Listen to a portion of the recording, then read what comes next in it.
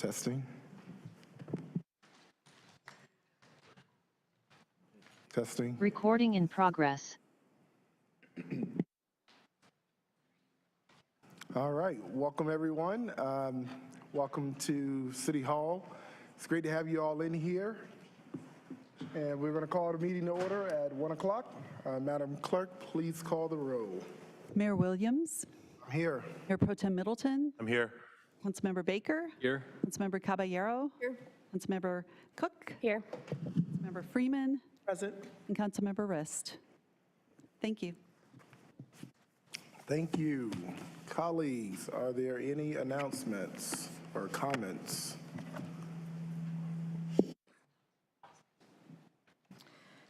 Thank you. Good afternoon, everyone. I am asking colleagues to allow me to introduce a resolution in support of immigrants. Governor Cooper's Hispanic Latino Advisory Council, of which I'm a member, is asking, they've passed their own resolution and they're asking municipalities across North Carolina, as we're seeing increased rhetoric and what's happening in Texas currently, against Latino and broader immigrant communities, and the town of Chapel Hill and Carborough have already passed their resolutions, and the resolution I'll be bringing will be modeled after that language, which I'll be forwarding to colleagues. And so just need to know if folks are okay with moving forward on that. That's good, fine. All right. Thank you. We're getting some feedback here. Tech. All right, any other, that's good, thank you. I have another quick announcement. I just wanted to shout out the Crest Street neighborhood. They hosted me and Councilmember Rist yesterday. And it was a great meeting, and we got to do a little walking tour, and I'd gone out to meet Crest Street neighbors before during National Night Out, but it was nice to go spend some time with them, and again, just really important history for Durham, and so just wanted to thank those neighbors for hosting us. Awesome. Councilmember Cook, Baker, any announcements? All right, Councilmember Freeman, any announcements? Rist? I got a couple. Can you all hear me? The first is that I want to make sure I'm following procedure properly. So I wanted to let you all know that I'll be at a meeting in late July to attend the local progress conference, and that means I'll miss the July 25th work session. So just want to want to make sure I alert folks to that. Okay, that's the first one. And I assume that's procedure on that. Asking for an excuse absent. Exactly, yeah. Okay, thanks. Okay, so who else is going to be at that? 1, 2, 3, 4. Okay, so we'll look at a schedule here. We won't have quorum, so she's not going. oh, Yeah. So 3 of us will be there. okay, so it'll be Yeah. so 3 people are attending. So we'll have 4 here. We will have quorum here, so we'll keep it on the docket. That's our first work session back. All right. I have one more also. So, Well, we're going to entertain. I'm sorry. Yeah. Is it another absent? No. Okay, so we need to entertain a motion to approve your excused absence So moved. for, all right? All in favor? All right, thank you. All opposed. And you guys, whoever else is going, you can request that now or you can request it later. It's up to you all. Since we're doing it, Mr. Mayor, I'd just go ahead and like to request an excuse absence for the work session on July 25th. All right. It's been moved and I'll entertain a motion for So your moved. excused absence. It's been moved, seconded. All in favor of excusing Councilmember Caballero? All right, sounds good. And I'll also make a motion, request. All right. So moved. Second. It's been moved and properly second to excuse the absence of Councilmember Freeman. All right, thank you. And I am unsure on that date yet, so Madam Clerk, we'll be talking about that date because we are on the thing that we call vacation in July. It's called a vacation, but really it's a short period of time, but we'll see. All right. One other announcement, yeah. So on a more somber note, I wanted to let you all know on Tuesday evening, I was at a meeting of the Bike and Pedestrian Advisory Committee, hearing a presentation actually from Lauren Grove, our new Vision Zero coordinator, when I literally during the meeting got the email from City Manager Page about the crash that happened near South Point with a car going in a pond and the person tragically dying there. So the irony sort of like was not lost to me. And I think it's worth saying that our streets, and this is actually data that Lauren Grove shared at that meeting, our streets since COVID have actually gotten more dangerous, right? So our crashes, our fatality crashes and serious injuries have gone up since COVID. So our streets are increasingly unsafe here. And so this Vision Zero effort is a critical initiative to make sure that everyone is safe, bikers, drivers, and walkers on our streets. In the most recent year, 2023, the numbers did go down, fortunately, a little bit, but we still had 36 serious injury crashes last year and 28 fatalities on our roads. That's more than 2 a month. So Vision Zero is serious stuff. It's important stuff. I'm glad that citizens came to the budget hearing and as part of their comments mentioned the importance of having safer streets sooner for all residents in Durham. So I hope we can work on that together, and I look forward to making our streets have zero fatalities in the future. So thank you very much. Thank you. Good. All right. And lastly, First Lady Jill Biden said hello to everyone in Durham. I got a chance to hang out with her yesterday as we, and Zwilly, my wife, joined me in greeting the First Lady. And it was quite the time because often, you know, I know what we go through in our personal households, just like, you know, in my own household, just like many of you in your personal household. Women are often overlooked, especially in the medical industries. And the amount of times that a woman can go into the doctor's office and say, hey, I think something is going on, something is not right. And a doctor would say, oh, it's all in your mind, you know, or it's just stress, you know. That is not a good place to be, you know, and the fact that, you know, some time ago, you know, half a century ago, there was a study on estrogen and how estrogen may or may not be tied to heart attack. So they tested about 8,000 people, a little over 8,000 people, and they were all men. That's how the medical industry used to be. And now here we are, you know, while Durham is, you know, one of the leading hubs of innovation on women's health research, still we have politicians that are trying to take away the very thing that I have as a man, and that's choice for women. And I personally find it extremely problematic, but that's our reality, and that's what part of that reality we have to continue fighting. Yesterday was all about women's health research and the investments that are there, and also the innovation that's happening in RTP right here at home. So I stand strongly as an ally.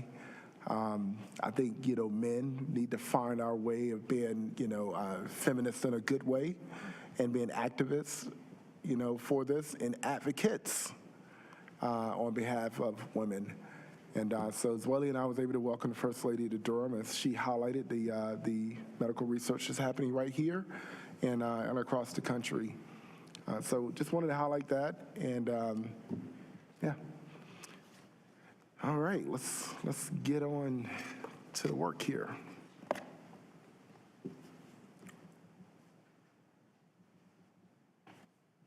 All right, at this time, I will call on the manager for any priority items. Good afternoon, Mr. Mayor Williams, Mr. Mayor Pro Tem Middleton, and members of the Durham City Council. I do have a few priority items for you this afternoon. Additional information was requested during the March 18th, 2024 public hearing for agenda item number 22, Consolidated Annexation Sharon Road Apartments. City staff's response can be located in the priority items by the city manager, city attorney, and city clerk section of the agenda. Agenda item number 10, portable radio grant agreement approval. City Council is being asked to suspend the rules and vote on this item during the March 21st, 2024 work session so the grant agreement can be submitted to the State 911 Fund by the April 1st deadline.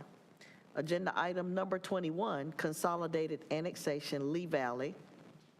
Attachments A through D, which are the maps, were updated to clarify the properties being rezoned versus annexed. Attachment Q, the zoning ordinance was added for parcels being annexed but not rezoned.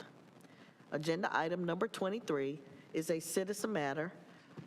Donald Raines, a response from the Equity and Inclusion Department has been added.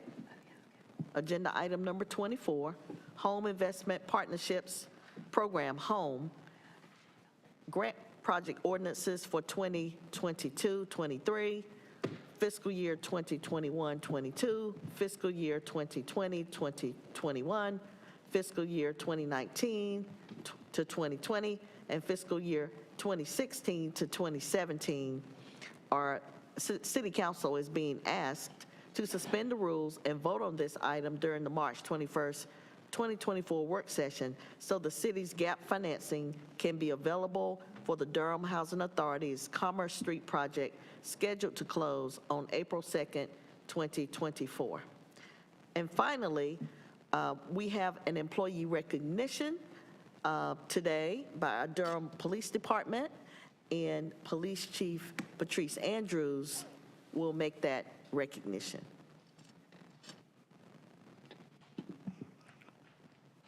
Welcome, Madam Chief. Don't run. We need you I healthy. forgot I'm not supposed to be running. Good afternoon, Mayor, Mayor Pro Tem, City Council, Manager Page, esteemed employees that are here and watching online, and the rest of the City of Durham community. It gives me great honor to present our two officers that are here with us. But before I do that, I always try to look for a quote or something that exemplifies their acts of service, and so I found the police officer's prayer, and I just want to read that, if you'll just indulge me. It says, "Lord, I ask for courage, courage to face and conquer my own fears, courage to take me where others will not go. I ask for strength, strength of body to protect others, and strength of spirit to lead others. I ask for dedication, dedication to my job, to do it well, dedication to my community, to keep it safe. Give me, Lord, concern for others who trust me and compassion for those who need me. And please, Lord, through it all, be by my side." And so I would say that these officers and the officers that are serving now and the others that are off exemplify those traits of courage, strength, dedication, concern, and compassion. So, Senior Patrol Officer May and Officer Mueller are being recognized today. On January 17th, 2024, at 7:15 in the morning, Senior Patrol Officer May was flagged down and told that there was a deceased male behind 910 Calvin Street. When SPO May arrived, he discovered the male lying on the ground in the parking lot unconscious. He noticed that this male was still warm to the touch, even though he did not have a pulse. Not giving up, SPO May called for EMS and then began administering CPR.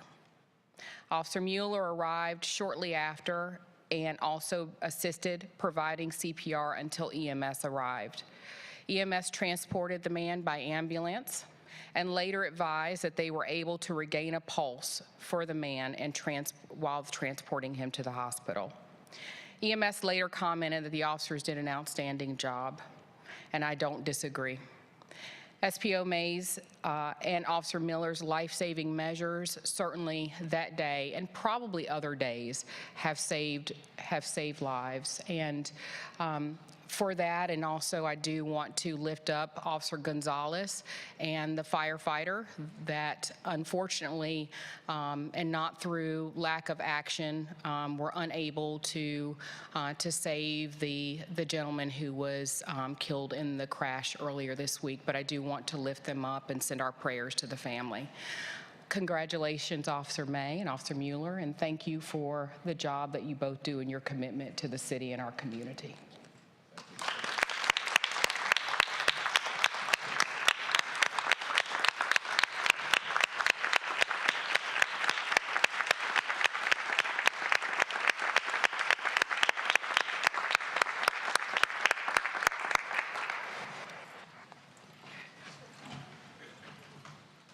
They're going back to work.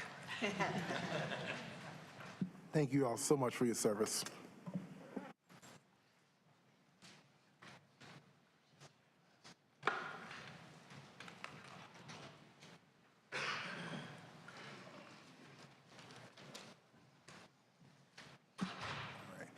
Thank you so much, Madam Manager.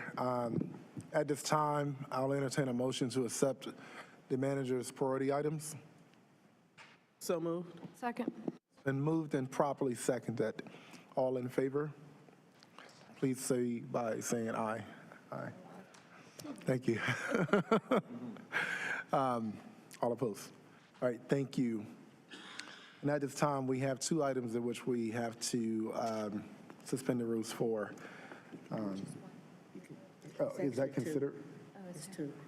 So accepting the manager's priority items, that we just by default accept the ones that needed to be suspended to be voted on today, or we have to do that separately? We're doing separate too. Okay. Have a vote. All right, so at this time, should I read that? Item number 10. At this time, I'll entertain a motion to authorize the city manager to execute a grant agreement between the city of, I'm sorry. At this time, I'll entertain a motion to suspend the rules. Move to suspend. Second. It's been moved and properly seconded. All in favor? Aye. All opposed? Thank you. I was an aye too, Madam Clerk. It's a lot of moving parts up here. My brain is like, what are you doing? All right, so now the rules are suspended. I'll entertain a motion to authorize the city manager to execute a grant agreement between the City of Durham and North Carolina 911 Board in an amount of $133,294.24 for the purchase of portable radios. Move as read. Second. It's been moved and properly seconded. All in favor? Aye. Aye. All opposed? All right, thank you. What was the other one? 24. All right, and I'll also entertain a motion to, for Home Investment Partnerships Program, Home Grant Project Ordinance for fiscal year 2022-2023, fiscal year 2021-2022, fiscal year 2020-2021, fiscal year 2019-2020, fiscal year 2016-2017. So moved. Second.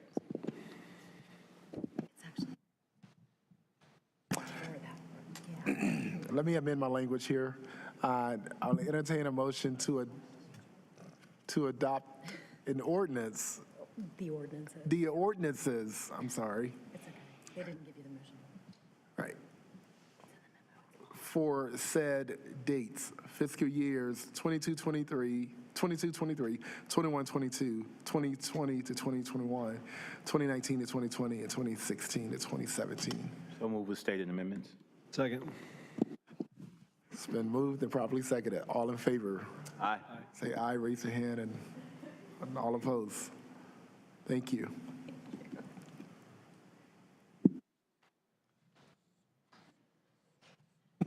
You're done suspending the rules. All right. At this time, I will now call on Madam Attorney for any priority items. Thank you, Mayor Williams, Mayor Pro Tem Middleton, and members of the council. It's good to be with you today. The City Attorney's Office does have one priority item for today, and that is a request that the City Council hold a closed session at the conclusion of all regular business. So that is the city attorney's priority request, and then I'll give you the motion if you want to vote on that first. Yeah. So will the council receive the attorney's request? Yes, all in favor, I'm sorry. I'll entertain a motion now to receive the city attorney's priority item. So moved. Second. All in favor? Aye. All opposed? All right. Wonderful. At the appropriate time, Your Honor, the council will recess for a closed session. The motion language is to hold a closed session pursuant to North Carolina General Statute 143-318.11A3 for attorney-client consultation concerning the handling of a settlement demand for a yet-to-be-filed liability action. I'll entertain a motion for said request by the city attorney. Second. Been moved and stated and seconded. All in favor? Please say aye. Aye. All opposed? Thank you so much. Thank you very much. Serious Robert's Rules of Order flex today. Well, mic is on. All right, Madam Clerk, I'll now hear your priority items. Thank you, Mr. Mayor. Welcome, Mr. Mayor, Mayor Pro Tem, City Council members. The City Clerk's office has no priority items today. Thank you for not having any, because we're pushing it up here. All right. Now I'll read the consent agenda. Item number 1, Recreation Advisory Commission appointment. Number 2, Durham City County Environmental Affairs Board appointment. Number 3, Durham Cultural Advisory Board appointment.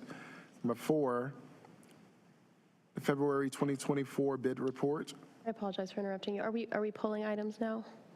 I'd like to pull if number you 4. prefer, you would like to pull Pull number 4, please. number 4. All right. Number 5, take-home vehicle performance audit report, February 2024. Number 6, fiscal year 2024-2025 budget development guidelines. Mr. Mayor, I'd like to pull that one as well. Number 7, fiscal year 24 grant agreement for an immigration legal defense project. Mr. Mayor, I just want to say on that, I don't want to pull it, just want to say this is really good work, and I want to appreciate my colleague, Councilwoman Caballero, for leading this work. It's really important, so thank you. Absolutely. Thank you, Councilmember Caballero, for that as well. Number 8, American Rescue Plan Act, ARPA project, workers' sustainability. Number 9, McKissick Square Development, amended loan commitment, American Rescue Plan Act, ARPA, affordable housing funds. Hold that one. Hold that one, yeah. You're pulling number 9? Number 9. Okay. Number 9, okay. All right. Number 10, portable radio grant. We already took that one. Number 11, revised ordinance, sunset extension and policy for the Equal Business Opportunity Program, EBOP. Pull that one, yeah. Yep, okay. All right, y'all ready to be here all day. Let's do it. Number 11, which is pulled. Number 12, proposed lease agreement with Durham Housing Authority at 531 Lakeland Street. Number 13, 10th Amendment to the assignment agreement for the Durham Athletic Park for operating agreement. Number 14, project construction manager at risk, CMAR. Contract for pre-construction services with LaChase Construction Services, LLC, for the City Hall and Annex HVAC project. Number 15, contract with MBP Carolinas Incorporated for commissioning services for the City Hall and Annex HVAC project. 16, professional services design contract with CMTA of Kentucky Incorporated for the City Hall Annex HVAC project. 17, interlocal agreement with Durham County for the Southeast Durham Watershed Improvement Plan. I'd like to pull that one.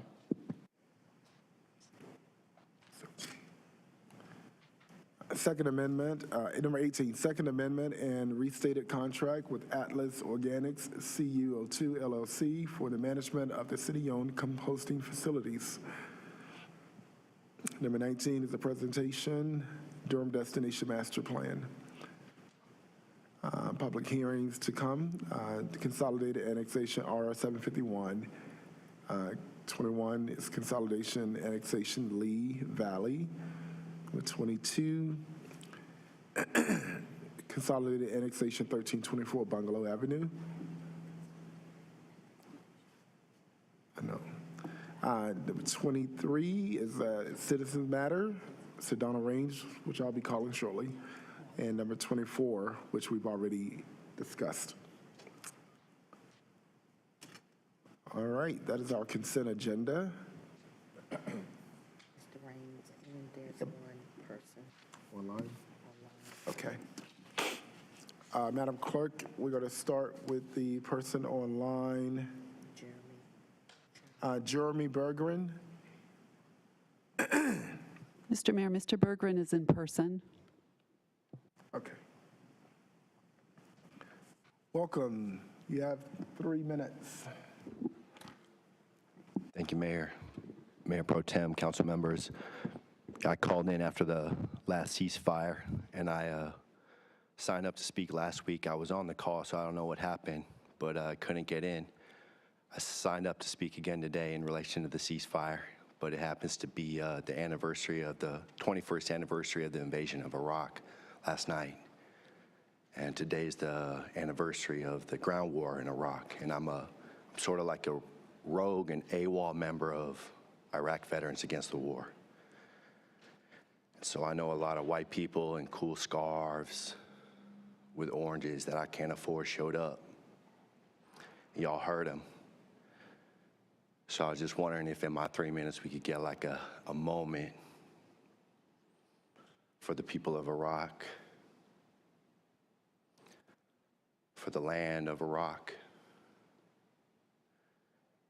you know, for the veterans in our community, on the police department, that are sanitation workers, that are teachers, that have never been able to feel the stuff they've been through in relation to our illegal invasion and occupation of Iraq. I witnessed a shooting in 2016. I told the mother of the son I saw shot that I was coming to speak. And I asked if she wanted to say her son's name and the murder, because 2 weeks ago, even though the shooting was in 2016, he got released on bond. I said, you want me to say his name? She said, yeah, say the name of the murderer is Eric Holland. He's out. I won't be surprised if there's other people getting hurt. If you can help the family, contact the DA. My information's known. I would appreciate it. The victim's name is Larry Donnell Owens. People call him Larry O. Councilmember Riss, I got a minute, but something you said really hit me about us not being heard by national politicians. And so we were coming down to the local level, and I appreciated that so much. And the ceasefire matter that I keep being concerned on is this ongoing assault on the leadership and legacy of Mayor Elaine O'Neill. And I thought it would end at the election, and it didn't. And it sounds like in this administration, where my job is to protect this council, sounds like I want to center NCCU when we lift up and tear down the very women who were lifted up and lift up NCCU. I was going to say Dr. Monique Halsey-Hyman was a casualty of that siege, but then I saw the news on Friday night and realized she's still a stronghold. There's a stronghold to your right and across the dais to your left. And I really need you on this ceasefire. Thank you. Yeah. Next, we have Mr. Raines.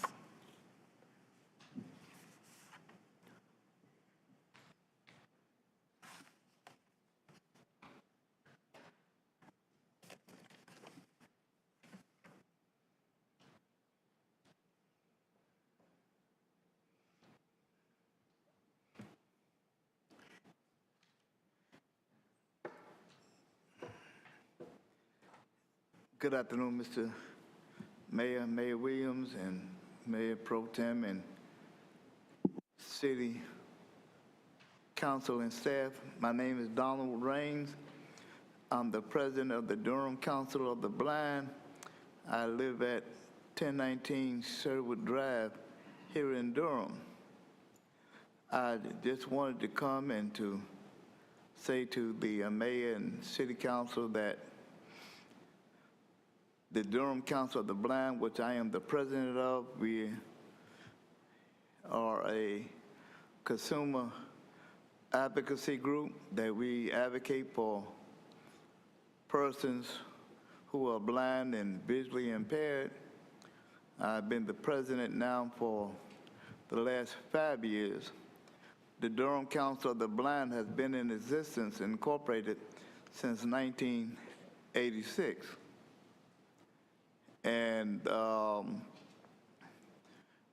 our members, we try to advocate not just for those who are members of the Durham Council of the Blind, but for every resident in Durham who is blind or visually impaired. We are also a chapter of the North Carolina Council of the Blind. We are also affiliated with the American Council of the Blind. And I just wanted the mayor and city council to know that there is a advocacy group for the blind in Durham. And I hope one day, sometime soon, Mr. Mayor, that if I call your office, we might be able to arrange to have you to speak to our group.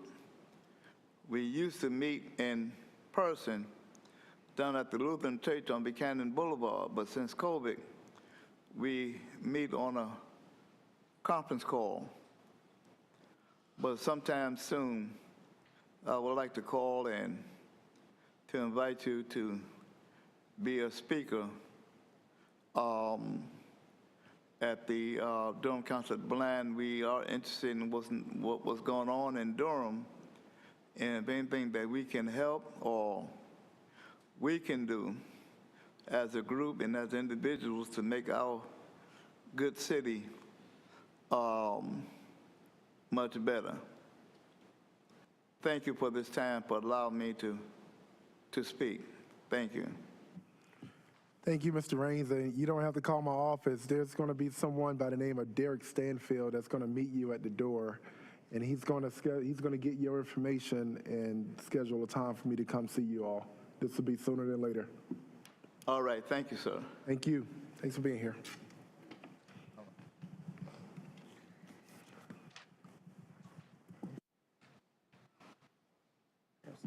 Okay. Maybe to our pulled items. All right. You have those? All right. We're going to go ahead and wait. Do we do the pulled items or the presentation? Pulled items. Okay. All right. Councilmember Cook, we have your first pulled item, the bid report.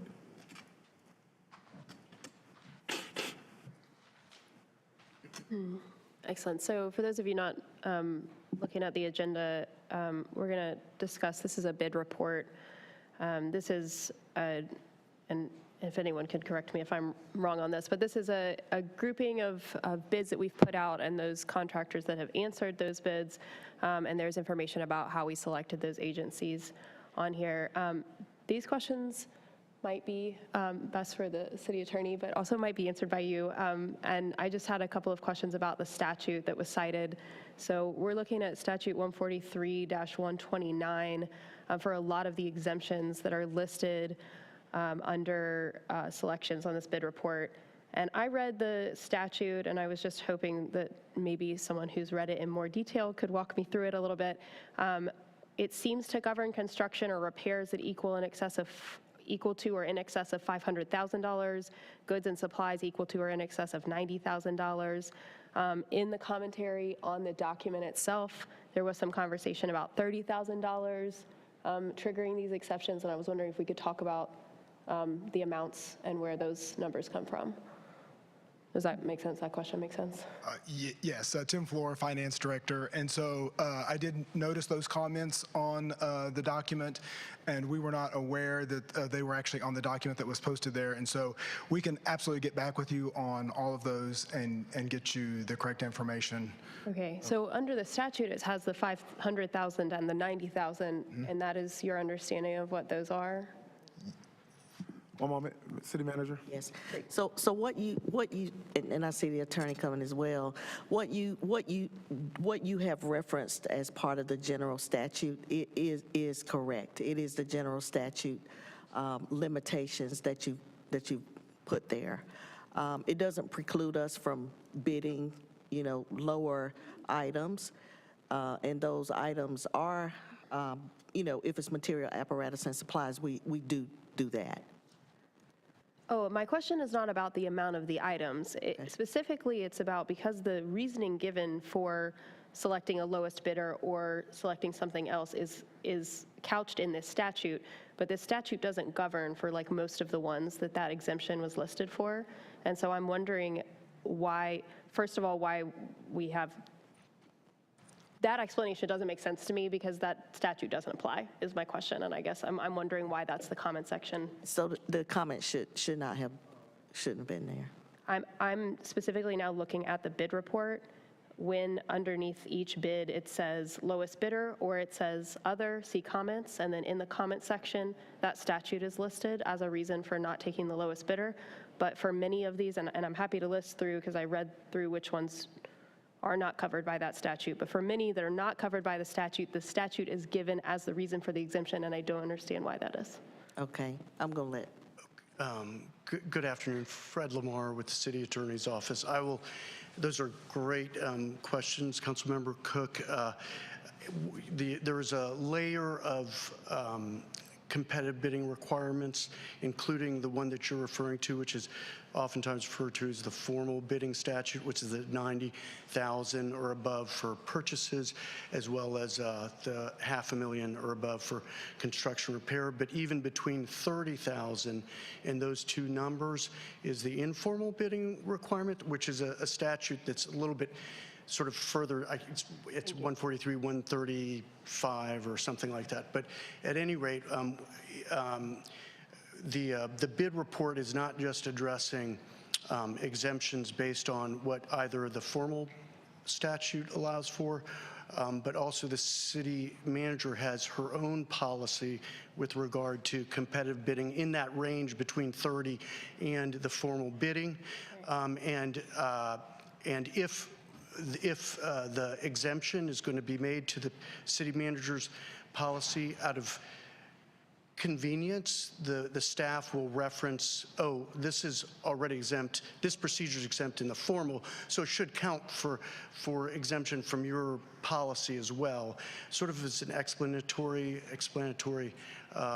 rationale, because the city manager has her own policy that dictates procurement in the amounts below the formal statute. Right, and that would track with the statute, is what you're saying. Yes, the idea, I mean, you are legally correct.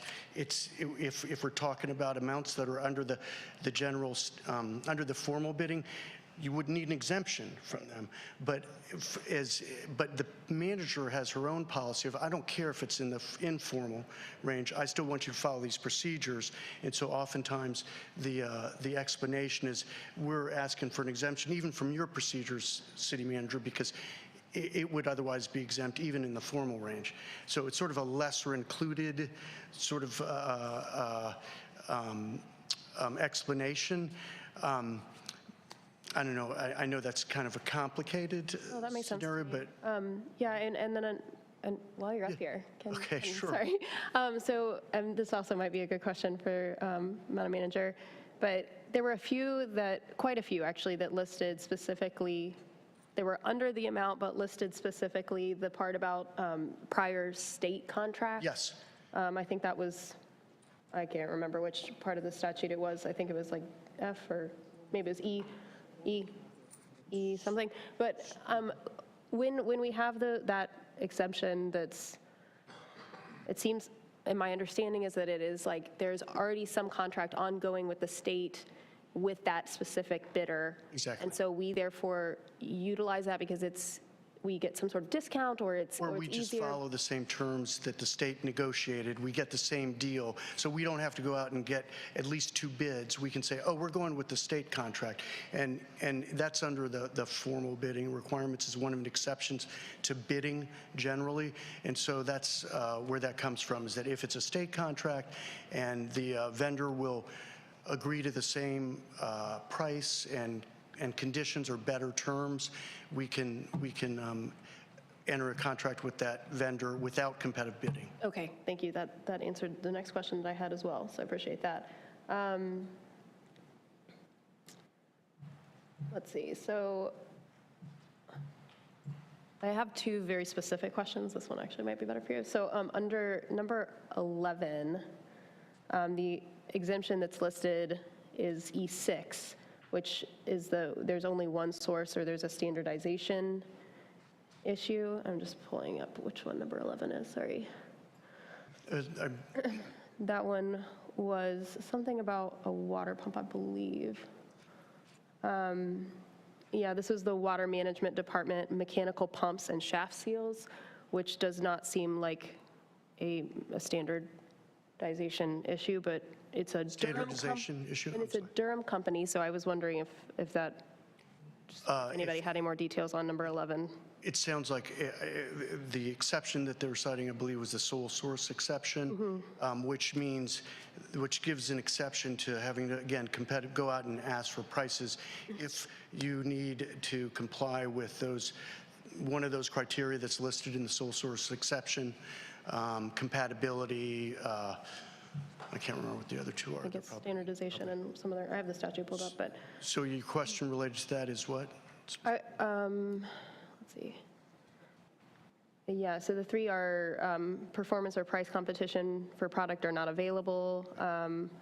A needed product is available only from one source, you said that one, or standardization or compatibility is their overriding consideration. And I was just wondering, because that was the only example of that one, but it doesn't, I mean, I'm not an expert on water pumps, but I just was curious about that one. It does seem to come from a local Durham source, so I was wondering if that was we contracted with that specific company because they were local in Durham, and then now we're only using the pumps seals that are probably that they're only, yeah, and I don't have the details. I don't go, when I review the bid report, I'm not reviewing the background information typically, but that's something that finance would do.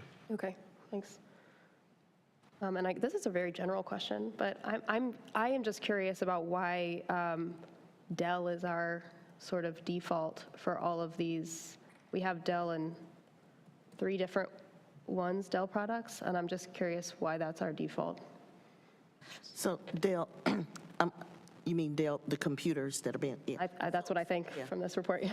So I don't think the technology director is here, but for uniformity and performance, we usually tend to use one brand of PC, and it happens to be Dell. Typically, when we do actually change or make large purchases, we would put out some type of proposal for that. So it hasn't always been Dell, but the Dell brand of computer is what we're currently using. Gotcha. So when you find people with PCs on their desk, they're going to usually be Dell. The attachments or other kinds of plugs and all those kinds of things, they can be consistently used by multiple users of the equipment. Okay, it was just a random question. I just saw it a lot come up. My next question is about, is there a in-state versus out-of-state issue when we're looking at bids? Does that come into play at all, locality? No, not for purchases or construction repair work. Okay. And then for the amounts that are below the formal amount and also below the informal amount of below 30,000, then are we able to look at other things when we're attracting those bids besides lowest bidder and besides the ones that are exempted?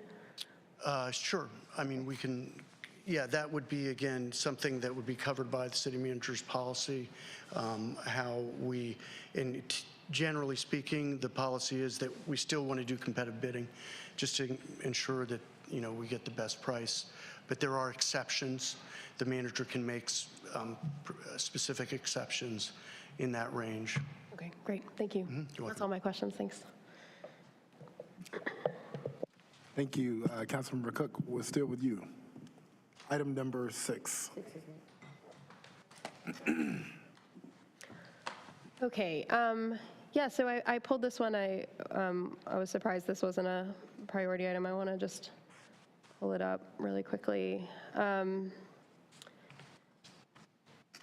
We've been talking a lot about the budget, and again, for those of you not looking at an agenda, item number 6 is our budget development guidelines.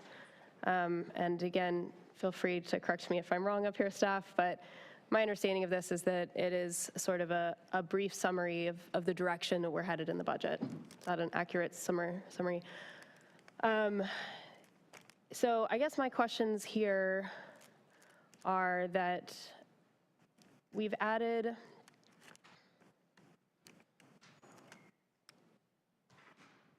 what I want to say is that I think everyone who's been paying attention to our budget retreats and our most recent budget hearing that we had on Monday night understands sort of what we're looking at, which is that there has been a question about fair compensation and salaries, particularly for those folks that are covered by city money, and that in order to have enough money in the budget to cover those fair salary increases, that we are looking at raising property taxes. I just want to name that I think everyone on this council, including myself, has expressed that raising property tax is a big deal. This isn't something that we take lightly, and also payment of fair wages, also a big deal, I think, for most of the folks sitting up here today. So I just wanted to raise those issues. Specifically, I wanted to ask about the parts that are under the recommendation for salaries. I apologize, because I have 700 tabs open on my computer, of course. Just want to make sure I'm looking at the right thing.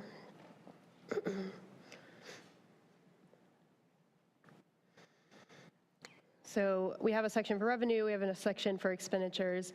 Under the expenditure, the following pay and benefit components will be proposed. And I just want to raise these again. We've been talking about these quite a lot, and I feel like there has been conversation from folks on council about not having data to back up some of these plans. There's been a market study that's been done. We don't have it, as far as I am aware, and just want to reiterate my concern about that, because it's been something that we've been consistently raising since February. This feels like a work session, which feels like the time that we should be sort of working through these issues, and these budget retreats similarly, where they were publicly noticed, and folks are able to listen in, and we are able to get together as more than quorum to discuss some of these pretty major changes that we're looking at making in our budget. And I just want to raise that I'm concerned that we still don't have data to back up some of these proposed plans, and that even when there's been pushback from folks on council, we haven't seen any possible alternatives for these salary increases. And specifically, I will say too that some of the things that are listed under this pay and benefit components were not things that I think we talked about in great detail, and some of the things that we did talk about are not on here, specifically the July 1st date that we are talking about unifying everyone under that as a unified increase date. And then one other thing that I want to raise, I know I'm saying a lot and there's a lot to respond to, I apologize, but one other thing I want to raise is that I'm also hearing directly from city employees, and this is, I'm going to say fire specifically, as people that I'm hearing directly from, that they have put in front of the staff alternative options for increases, and I haven't seen any of that either. And I'm concerned when folks start coming to me directly, because yeah, I'm just not sure what the disconnect is there. So I just want to flag all of those issues, and I would love to hear a response to some of that.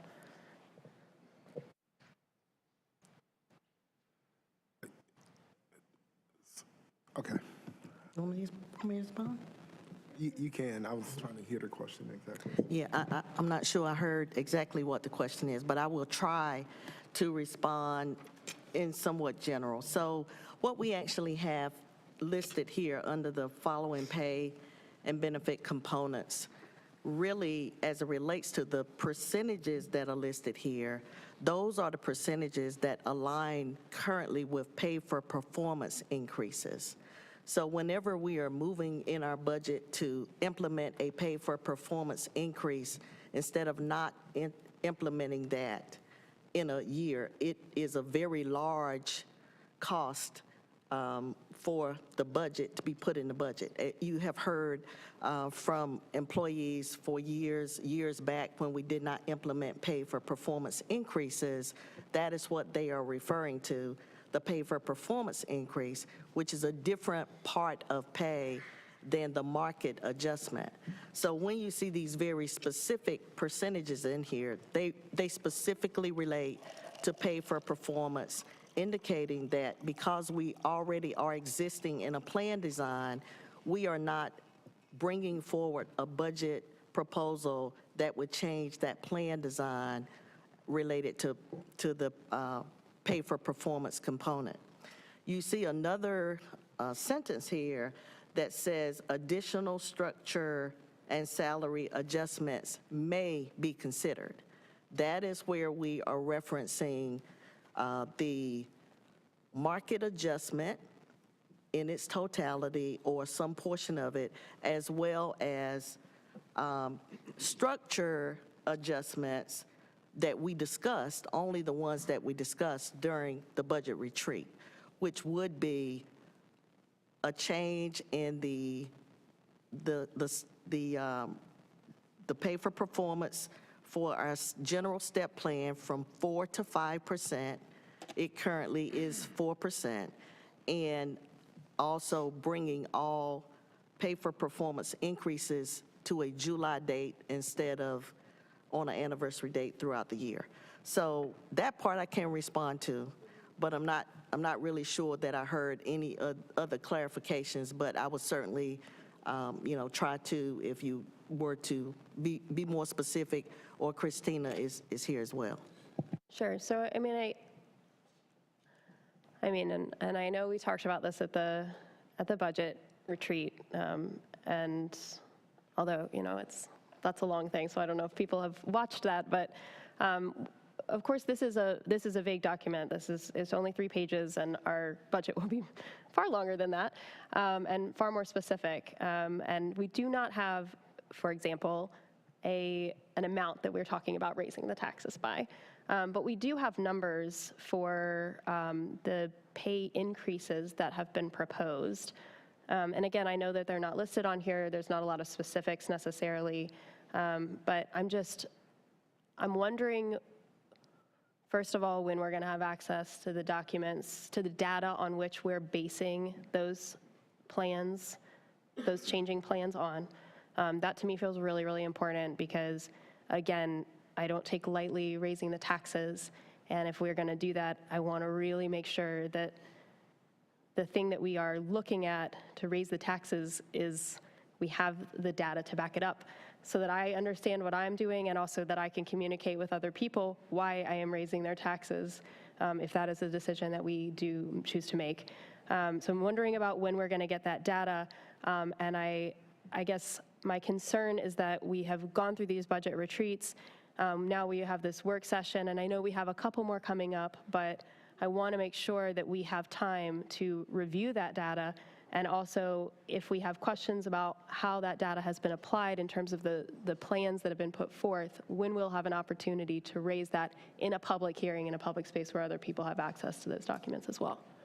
So I will respond to that. So whenever we receive our final, we would never be able to implement anything if we did not have a detailed report, particularly as it relates to a market adjustment. It will be a very detailed report.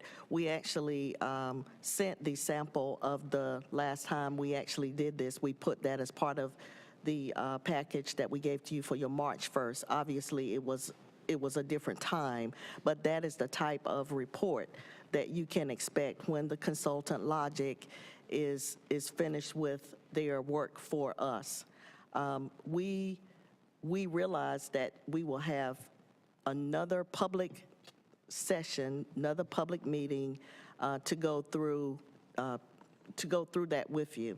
When we do that, you will have, just like you have for every agenda item, you will have it, submitted to you. It will be discussed during the work session in the public, as well as any other meetings that we talk about it, or any of the material that we present for it will be on the budget department's website or part of the work session, work session agenda.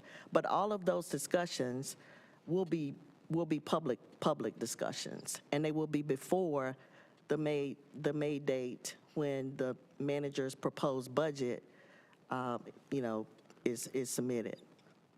Thank you. Yeah, I mean, I'm feeling like already in February, it was feeling pressure of like, we have to be making these decisions, we need to be rolling on these.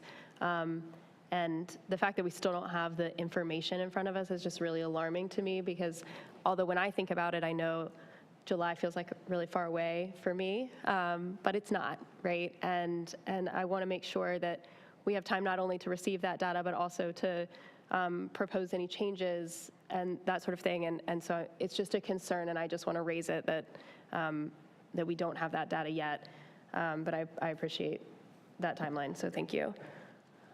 I would like to just, make one last comment. We knew that it would be, when we worked on the budget this year, we started on the first week of July after the budget adoption on June 20th with getting a consultant on board to help us with that work. We knew that it would take us most of the year leading up to into the budget adoption to get this work done. It cannot be done fast. It has to be done in a very detailed and effective way with a lot of staff work, as well as the consultants, as well as the leaders here in the administration working on it. So I really accept that it feels like it is coming up, and it is coming up, but it has been being worked on since July, and it's worked on every day. And as soon as we have it and can vet it, then we will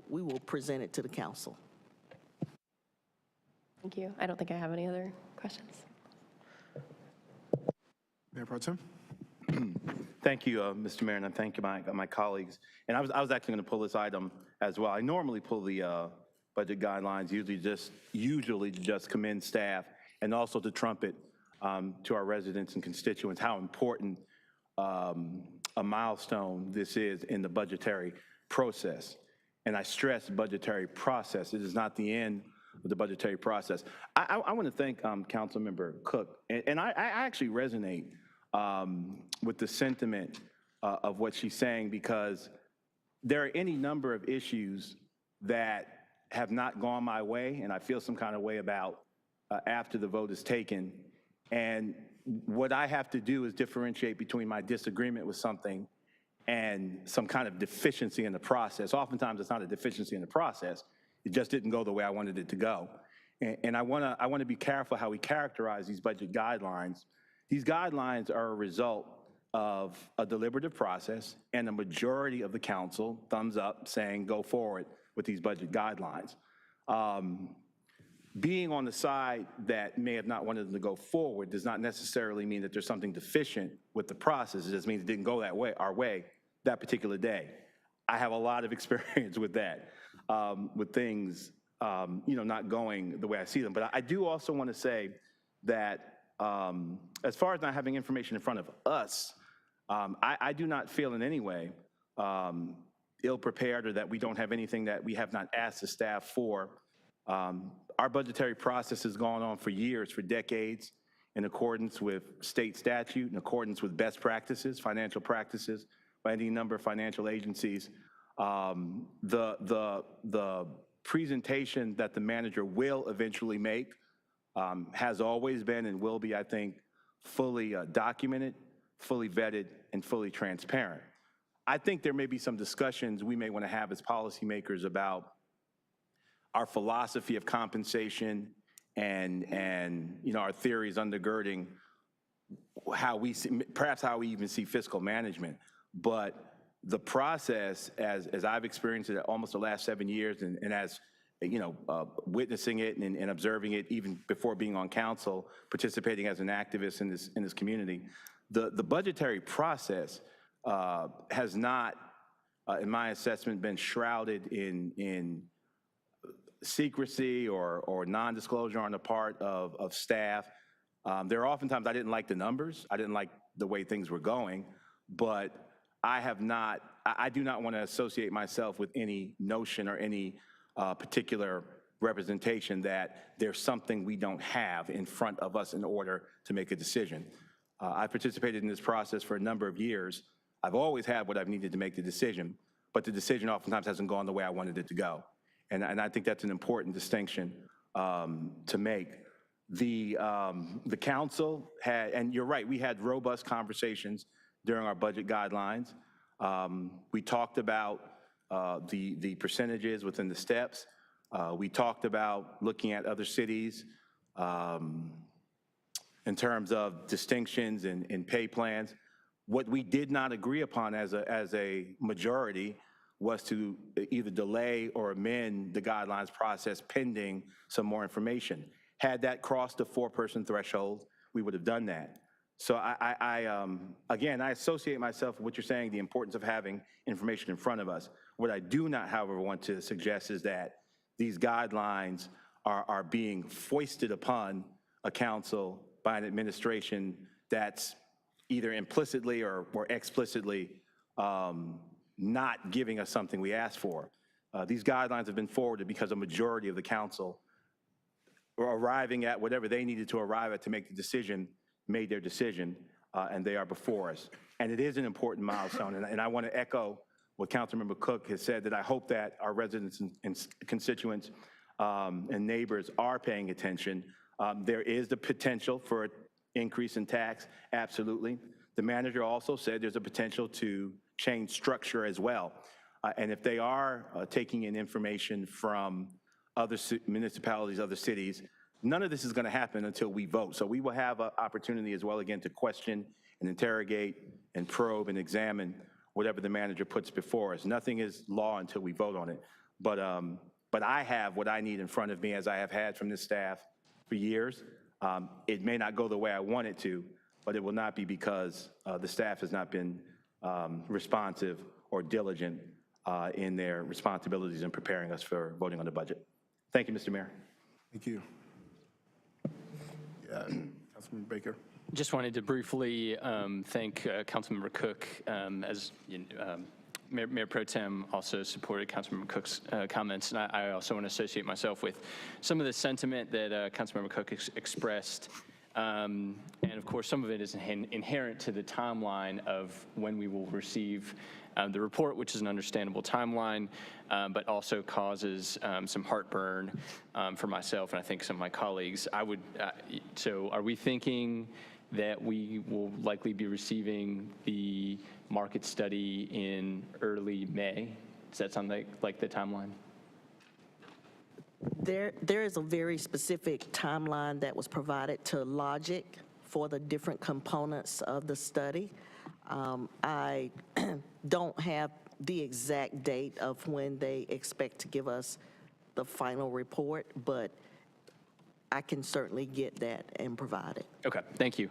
I think there's some wording in here, I think, that gives me a little bit of comfort. We had discussed during the retreat just possibility of exploring what different cities are doing around pay steps and the spread, and whether it should be based around a percentage or around a number. And what I'm seeing here is still the 4 to 5%, but also additional structure and salary adjustments may be considered, which to me allows some flexibility for continued discussion as we receive more information, which we don't have yet. So that's what I want to say. Thank you. Councilmember Caballero. Thank you. My understanding from the budget retreat was that all of those kinds of questions that colleagues had were basically a design process question, which is not what council determined we were going to do last year. And I raised that during the budget retreat. I said last year, which I understand colleagues are new and they weren't part of that decision making, but the decision made at the 2023 budget session retreats was that we were going to include the cost of a consultant for a market study, which is what we are currently doing. What y'all are asking for is a complete redesign of a process. If you want that, you didn't understand the process, which is fine. It takes everyone at least one budget cycle or 2 budget cycles to understand the process. Everybody goes through that experience. Put it in your budget requests next year, as you would like, a full redesign of the process, because what's here is what the current pay structure is. And that's why we're not seeing the market study numbers in here. The things that we were agreed to was a policy decision on current pay structures, meaning the step plan, because we have four structures, right? Police, fire, open range, and the other step plan. And those folks on the other step plan, which is solid waste, which is some public works, all of those folks are going from 4 to 5%. The reason we can do that is because the current plan, which was adopted in 2018, can withhold that. If we want to start looking at what other cities do, which is what we did in 2018. 2018, we went from only an open range. I think fire was the only department that was on a step plan to a step plan. Anything like that is broader and beyond the scope of what was decided for this year. And I understand that those decisions are prior to what current council is, but that's the nature of the seat. Unfortunately, you are part, you inherit, previous council decisions. So I think ask for colleagues is around we want to do, an amount, a median amount instead of this or that. I think that is not what we're going to be able to accomplish this year. I think what we're going to be able to accomplish this year is, are we going to accept what the market study says or are we not? And then the nice thing about budget season, it's every year. Every year there's a new budget. Every year you have to pass a balanced budget. Every year it happens and you have to get it done by June 30th. Thank you. Councilmember Rist. Thank you, Mr. Mayor. I just want to second the comments from my colleague, Councilmember Cook, about the budget process, about the question about how we calculate annual raises. And I think this is, at least from my perspective, this is not in any way sort of sour grapes about how the vote went down at the budget retreat. And it's not about following our processes. It's more raising as a legitimate policy question about how we're making significant changes here, significant policy with this new budget, with these raises, with the market adjustments and the raises. We clearly, as Councilmember Cook said, we take raising taxes very seriously. It's something we take very seriously. I think if we sort of like zoom to the end of this process with the new budget, if there is a tax increase, all of us will be on the front lines of making the case to our community about why this is important. So having the data sooner in the process rather than later is critical to begin understanding exactly what we're looking at, right? So I share the same concern. It sounds like we're building budgets around the consultants' recommendations. So there must be some report from the consultants, even if not fully completed. So the sooner we can see that report, I think the better we can begin to understand what is going on. I will say that the final budget hearing is June 3rd, which is only a month when we have to pass a budget. So there's not a lot of time once we have that hearing, between that hearing and the final budget. So it's just a plea for having that data in our hands as soon as possible so we can understand the procedure that's going on as we think about market adjustments and so forth. And again, I will say, as we talked about at the budget retreat, I do think some kind of, and I want to second the comments also from my colleague, Councilmember Baker, some kind of creative way to think about making annual raises that's not simply a flat percentage increase is something I think a lot of folks in this council are interested in. If that's not part of the scope for this year's adjustments, I do want to make that part of our discussions next year and really think about that very creatively. So I want to second that idea as well. Thank you. Thank you. Just again, go ahead, Councilmember Freeman. Thank you. I did want to just chime in and just harken back to make sure that my colleagues who were here previously understand when you lodged the comment to workers, city workers, that you weren't, here in the budget process, that this is what is coming, like this is where this is coming from. And so, in last year's process, I think we were held to a conversation around where we would end up. But if you don't have the data, then you can't make the shifts. You can't see where the shifts need to be made, and you don't have more information to make that decision. And so there were 3 of us who felt like we had enough information to make the raises, and there were 4 that did not, to Mayor Pro Tem's point, and we did not win the raises that we felt should be in place. And so I want to make sure that we're not forgetting that we don't want that same process to happen again. And so the information beforehand is helpful. I do think that the design conversation needs to happen now, not later. Whether that's a budget request or not, that's for future conversations. But then also, if we're going to make the changes so that we're not raising taxes so drastically, that also has to be a part of this conversation and how our budget guidelines are formed, because if it's not a flat percent and it's an actual number, that decision needs to happen before June 3rd. And so however that comes about, I think we need to have more conversations, more work sessions that are geared towards what it looks like, because when I look at the budget guidelines and you see things like the 13.6%, I'm not sure I know what that 13.6% is representative of.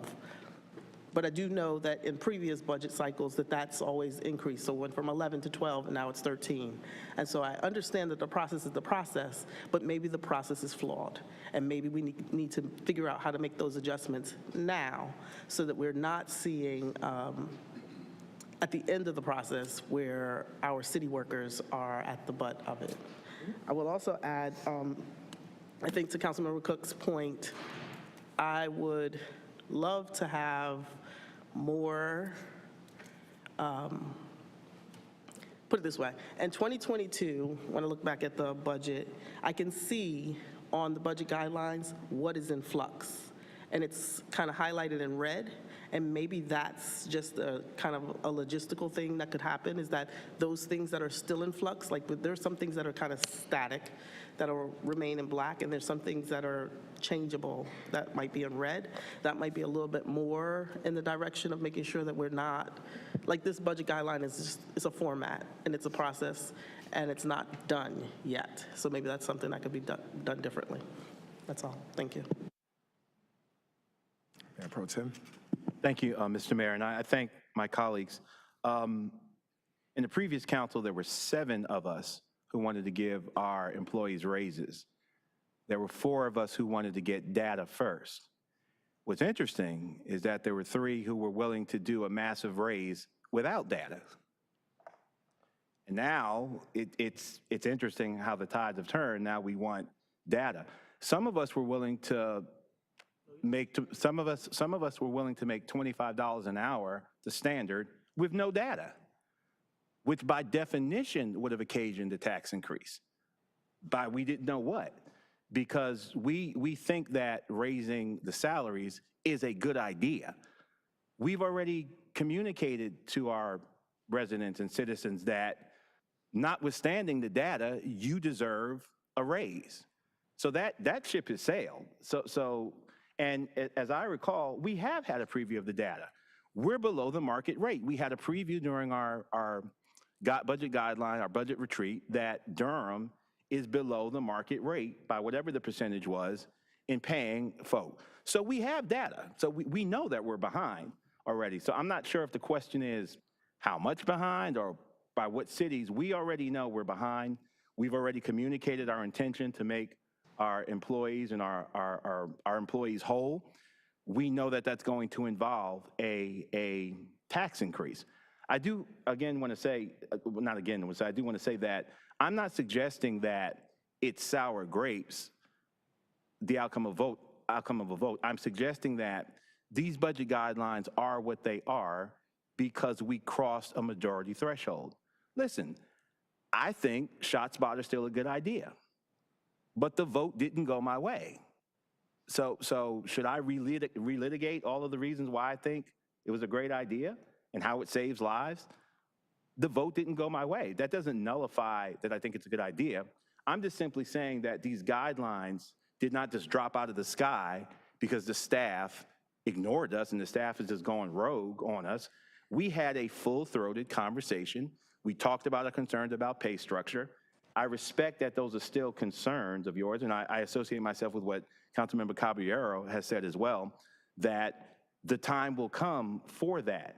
But I do not want to create the impression that these guidelines are somehow being foisted upon us, that we as 7 grown folk did not have an opportunity to debate, to engage one another, and that the threshold for these guidelines to come before us as they are right now was not crossed, because it was crossed. With all of the things we're saying today that we've already said, taken into full consideration. And we will have this discussion, I'm sure, again, but these are as they are because it crossed a 4-vote threshold. Thank you, Mr. Mayor. Councilmember Cook? Just briefly, I want to harken back with something that my colleague was just saying about meaningful and engaging debate. And this is precisely the reason that I pulled this item to begin with, and the reason that I'm raising the alarm. When we talked about this at the budget retreat, the thumbs up that we gave was to do further investigation. We want to move forward on this. We're not exactly sure how, but we want to keep looking at it. And I think that this document reflects exactly what we've asked. And this is not an attack on staff, right? This is exactly what you presented to us. And we said, yes, we're interested to keep looking at this. We believe that raising wages is important. The problem is that we have not had an opportunity for a meaningful engagement or debate around these topics because we don't have the data beforehand. The question when we keep pushing things down the line is that they get more solidified, they get written in to the documents, which is exactly what has been put in front of us. But the problem is that we haven't had an opportunity to really have those meaningful debates around potentially other proposals for how to match the market rate. We haven't seen that study, which again, I understand that there's some question about like whether we need that data in front of us. I would argue that we absolutely do. Having the data is crucial. I also want to flag that it is a market study. So when we're talking up here about raising wages, I think we really need to be specific that we are talking about making our wages comparable with other municipalities that were selected in this study, exactly what we asked for in that study. And I wasn't here when that study was designed, so I'm not going to say anything one way or another about that design of that study, but we are looking at comparable market wages. What we are not looking at is what is the value that our city employees are bringing to this city? What is the number that we assign to your contributions? That's not what the study says, right? And so this is data that we need in front of us, and I also think that it's important to raise other issues, including like, what do we know about Durham in terms of like, what is a real living wage here, right? We have a method of calculating that, and you heard raised by many, many folks in the community that that method might not be working right? And so that's something we can address moving forward, and I think that it's on a lot of our minds to address moving forward. I work in eviction defense. I know what it looks like to make $19 an hour and try and live in a rental apartment in Durham. It's next to impossible. I mean, that is, to me, that number is not right. I watch it every day. I watch people that make that amount of money that cannot afford to house their children. So that is something that we have to talk about too, right? And there's so many things that we need to talk about. And I just want to make sure that we are having the space where we are all together, where we are publicly noticed, where we are given the information ahead of time, where we can have those meaningful discussions, so that when we make these changes, which I would argue is one of, if not our largest responsibility as a council to pass a budget, that we've had the opportunity to discuss, and people can listen and understand where we're coming from when we make those decisions, and we understand where we're coming from when we make those decisions, and we've had an opportunity to hear each other out. So that's all I want to say. This is not a question of anyone doing anything wrong. I just want to make sure that we're doing the best job that we can possibly do up here. I'm feeling time crunched. It sounds like everyone is feeling a little time crunched. It sounds like we've got deadlines, and we knew we were going to be a little bit time crunched, and that's just sort of how the function is, because we have fiscal years and we have deadlines and we have to pass a balanced budget, and I understand all of those things. But I just want to raise that if we're really going to have meaningful discussions, we have to have space to do it, and we have to have the information ahead of time. And so if that looks like maybe changing our process next year, then that's something maybe we need to talk about. But I respect all of you, and I appreciate everyone's comments, so thank you. Councilmember Caballero. Thank you. I would like to actually ask Councilmember Cook, which bullet point are you asking that you would like to have further discussion on? Because a lot of this stuff is just kind of, we set aside a half penny for parks. That is a policy that is in place. The tax rate for downtown for the bid, we can have a discussion around that. The transit operating fund, which one are you wanting to have a conversation on? Because when you say I want to have meaningful conversations, all of these have different, like the solid waste fund, part of that is not in the general fund, it's in a enterprise fund, which is not the same source of money. So when you're looking at these bulleted things, non-reoccurring funds will not be directed towards reoccurring uses. That's essentially saying we don't use fund balance for operations. So out of the bullets, which ones? Because if you're going to have the conversation, there needs to be specificity, not just I have feelings and I'm concerned about a process, which is fine, but this is finance and this is budget and there's numbers associated. And if there's concerns, then I would rather know exactly which ones and what percentages you're interested in having conversations on so that they can get actual direction. Thank you. Answer? Yeah, I mean, that's a great question. So, I mean, I think there's several things on here, like we talked about before, where there is it's very vague language. Again, this is the point of this document, but the bullet point under expenditures, the very first one, we're talking about innovative and high-performing organization goals to recruit, retain, advance a diverse and engaged workforce. At the end, therefore, we will continue to consider employee compensation adjustments as a priority. That's one, right? And this is the following will be proposed, but like Councilmember Baker said, there is left open in this language conversations around other adjustments that may be needed, right? And I think that those are pieces that I would like to have more meaningful conversation around. You would like to have a conversation, which we actually did do a strategic plan refresh at the budget retreat. That was part of our agenda. That is part of the strategic plan. It's a goal. So what I'm hearing is that that's actually not a budget consideration. You want to have a conversation around the strategic goal of innovative and high-performing organization. No, I'm sorry. Because you're referencing language at the top of the memo. And at the top of the memo, that language is tied to our strategic plan. It is not tied to a budgetary item. And so my question is, if that is the conversation that you want to have, if that's the item you want to have a discussion about, we did have a discussion about that. That was the strategic plan refresh, which we had at the budget retreat. So that would have been the opportunity to raise concerns around that goal. I apologize if I wasn't clear, but the actual numbers that we are looking at, and we did have a proposal for an increase in salaries. That number was presented to us. It was a maximum increase number, but we don't have details around that. So that is a topic that I would like to further talk about, and I know that we talked about it already. So you're saying, I'm sorry, I just want, what I'm hearing, and correct me if I'm wrong, is that you would like to have a conversation specifically around the first bullet point, which is the current tax rate for the general fund of 31.55 cents per 100 assessed value may be increased to cover the pay study market adjustment and other pay policy considerations. That is the language that I think, and this is me just it's curiosity, because the market study, the reason it's increased to cover the pay study, we don't have a number for that. That's why the language is vague. That's what we're having a conversation about. We don't have the full data, which you've referenced, which I think everyone's concerned about.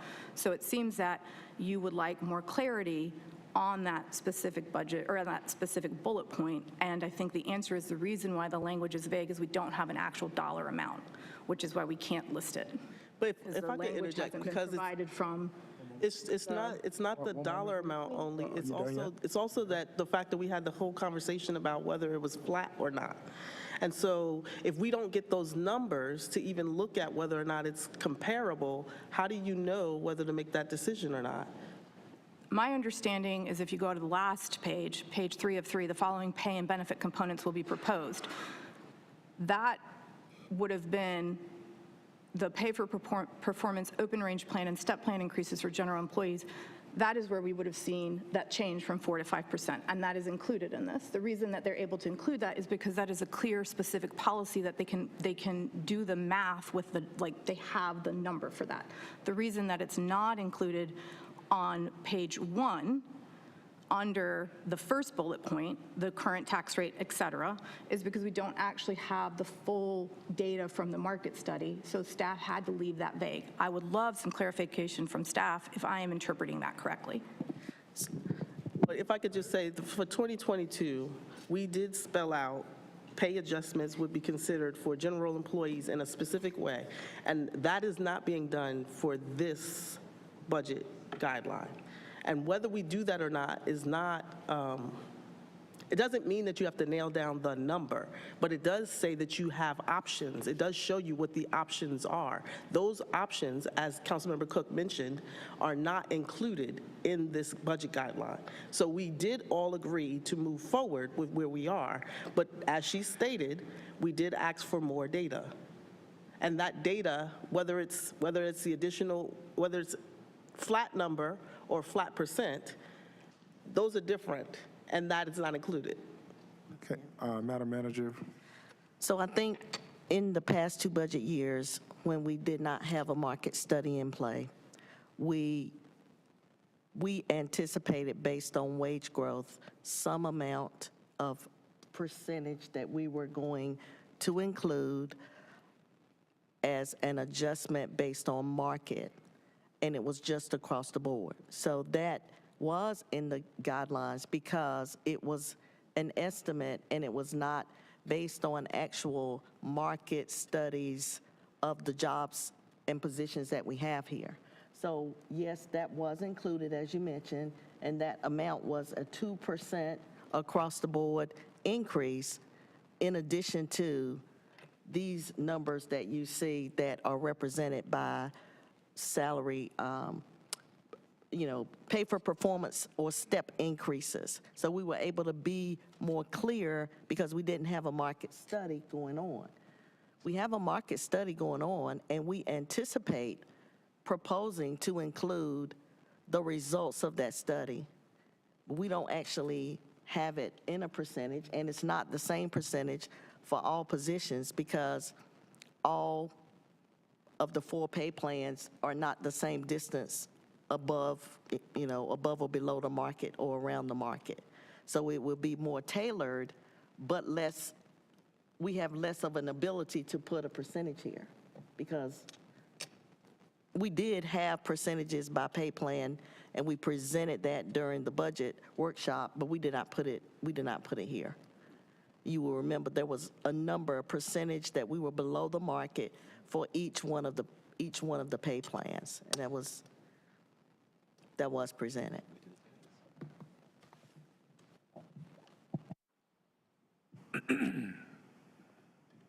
Well, if I just add one last thing, I hope what my colleague here said, I think in part, is that we're making big decisions. This is the budget's one of the big decisions we make every year, right? And so I hope part of our conversations and work sessions can be about these important policy decisions and policy choices, right? So I think partly, I think, correct me if I'm wrong, Councilmember Cook, but you're just trying to raise this as an issue, something that we need to have continuing discussion about. This is an important decision we make, and so I hope we can continue to have robust discussions at our work sessions about this. Guys, I'm going to get us moving on. If there are no other comments. Yeah, and I thank you, Mr. Mayor, and I concur on moving forward. And I want to fully assure Councilmember Ritz, and I appreciate his counsel that we are, particularly those that have been here, are fully aware of how huge a decision the budget is. It's the most important thing we do, and some of us have done a few of them. But I also want to be clear that a lot of what there's nothing wrong with our budgetary process. And I'm not saying anybody's saying it, but this process has served us well for a number of years. And I just want to call what I think part of this is. We have some philosophical standings and beliefs about compensation. We have some beliefs and some ideological stances, which are fine, about how we should pay our workforce, which is fine. And I want to be careful that that discussion does not somehow get conflated with, well, because I have these views that there's something about the process. A number of times, a couple of my colleagues have invoked, we don't have the information in front of us. I'm not part of that we. I know where we are in the process.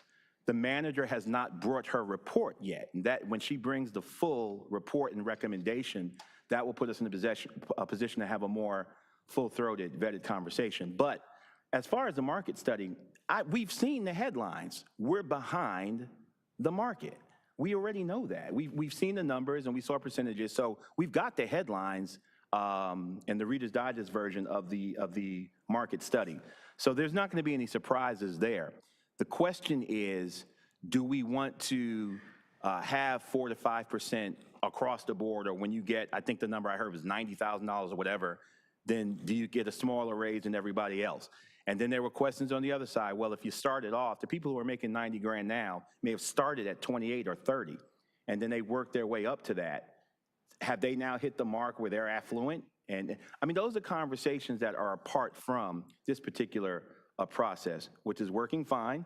The budget guidelines have been produced. Again, everything that we've said today, we said during the budget guideline process. No one was hindered, no one was prevented from presenting their views, and these guidelines have come to us with no surprises. They're exactly what we said they were going to be during the process. The discussions we're having now are not really germane to the guidelines.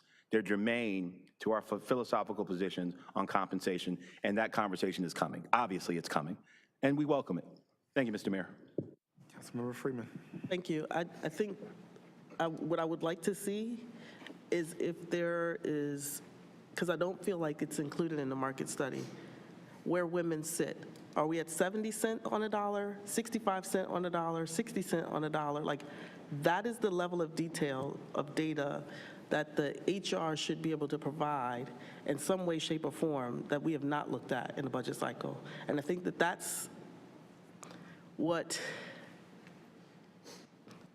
when we talk about pay equity or when we talk about income inequality, those are policies, and those are policy decisions that are made by this council. And if we're going to be serious about what that looks like for our budgets as we move forward, then we're going to need more data. And that data is not just a market study. It is going to be the information that our HR, Human Resources, has on who gets paid what, where, and by all different ranges, so that you can see where we can have impact. If there's an opportunity to have a flat number, whether that's 5,000, 20,000, like, there's a difference. And those things, I mean, I feel like finance should be able to provide some basic information around what that would look like. So that's HR and that's finance, at the very least, should be able to give us some follow-up on the request or the conversation that we did have at Budget Retreat, because there were at least 3 or 4 of us who did have questions about what that would look like. And I'm not sure why we're stuck on, this is the process and that's it. But I do think that we need to get unstuck and figure out how to make sure that we're doing the work to make sure that our policy around pay equity and income inequality is addressed for our staff, at the very least. And so if those are just, I'm just trying to give tangible, like, recourse so that we can move forward for finance and HR to be able to provide some numbers. And then just to look at it, it doesn't mean we make a decision, because I mean, if you don't have the numbers, you can't say what it will be. And so I hear you when you say you didn't have the numbers last year and you didn't want to make a decision. I know there's 3 of you who didn't want to make a decision.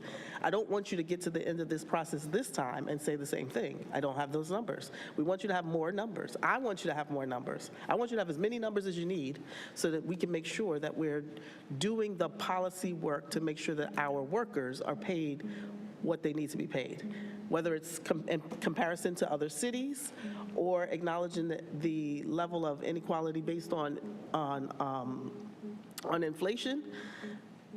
We can do this. It's not a either or. I think it's both. These guidelines can sit in place, but there need to be some really clear, red, highlighted areas that may change versus those things that will stay the same. Because I do think the 31% will change. The 31.55% will change. I do think that the 5%, I think,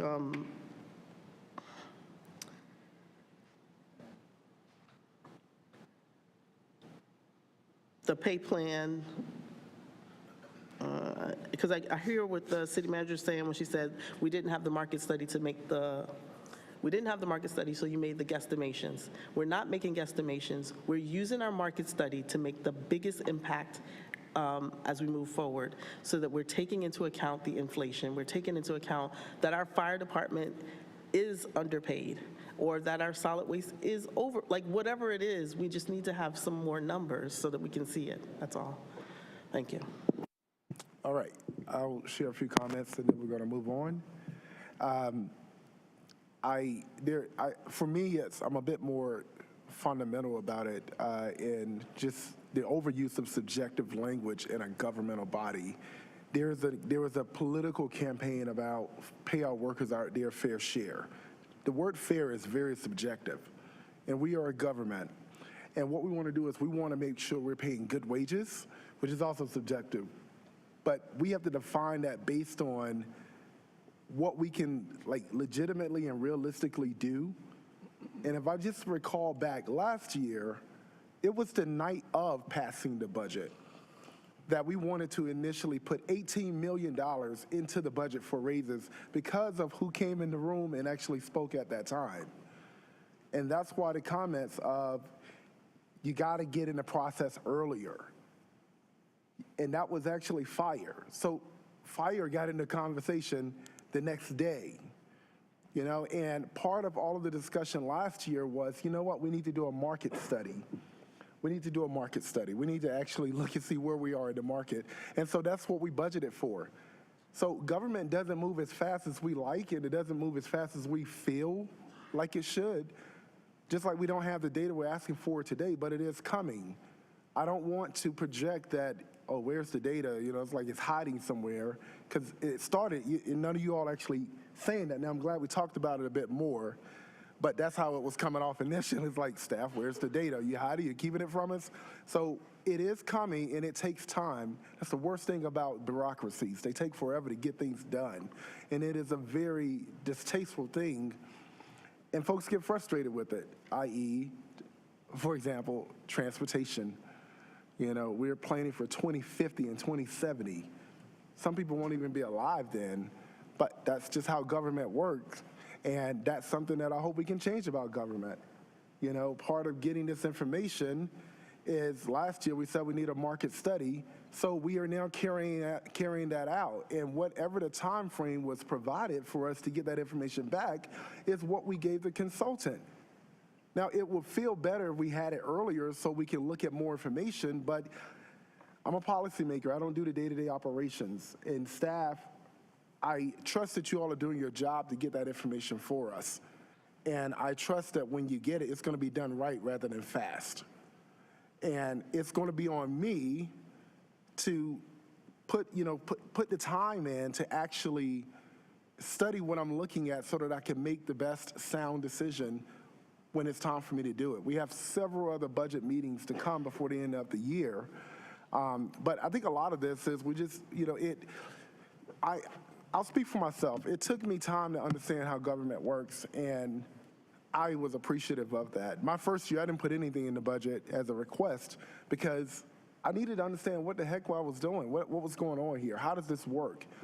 And then the next year, I understood how it works and how it worked, and I was able to actually be pretty effective at it.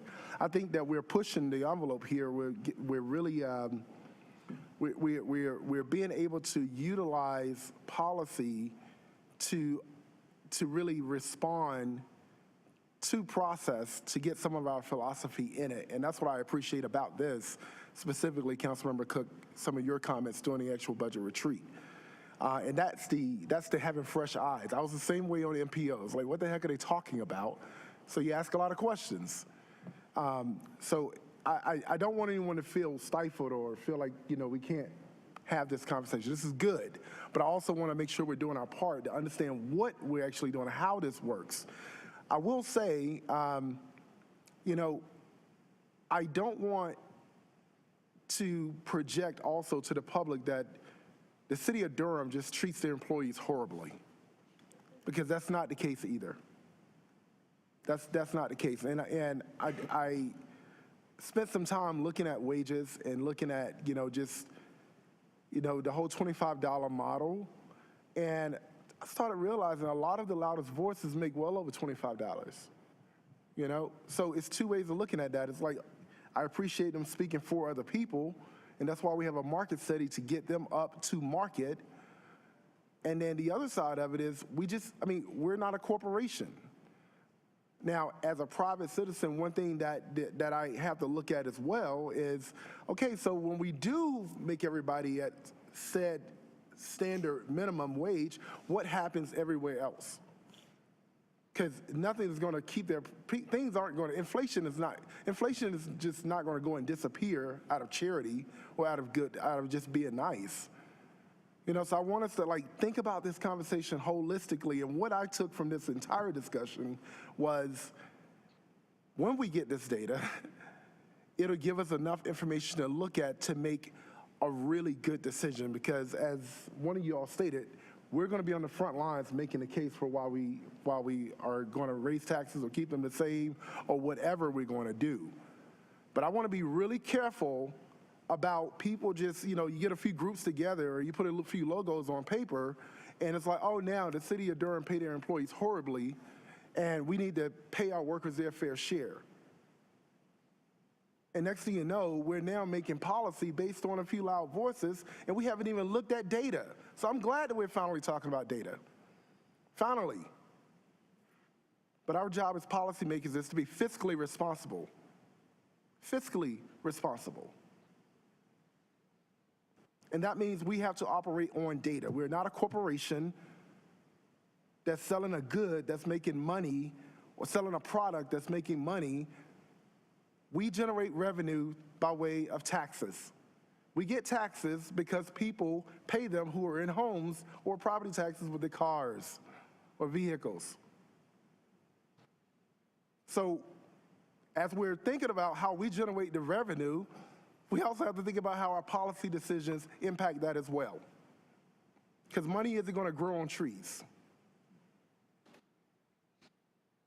That's why we have to pass a balanced budget. So when we're trying to incorporate our philosophies, we have to think about our realities as well.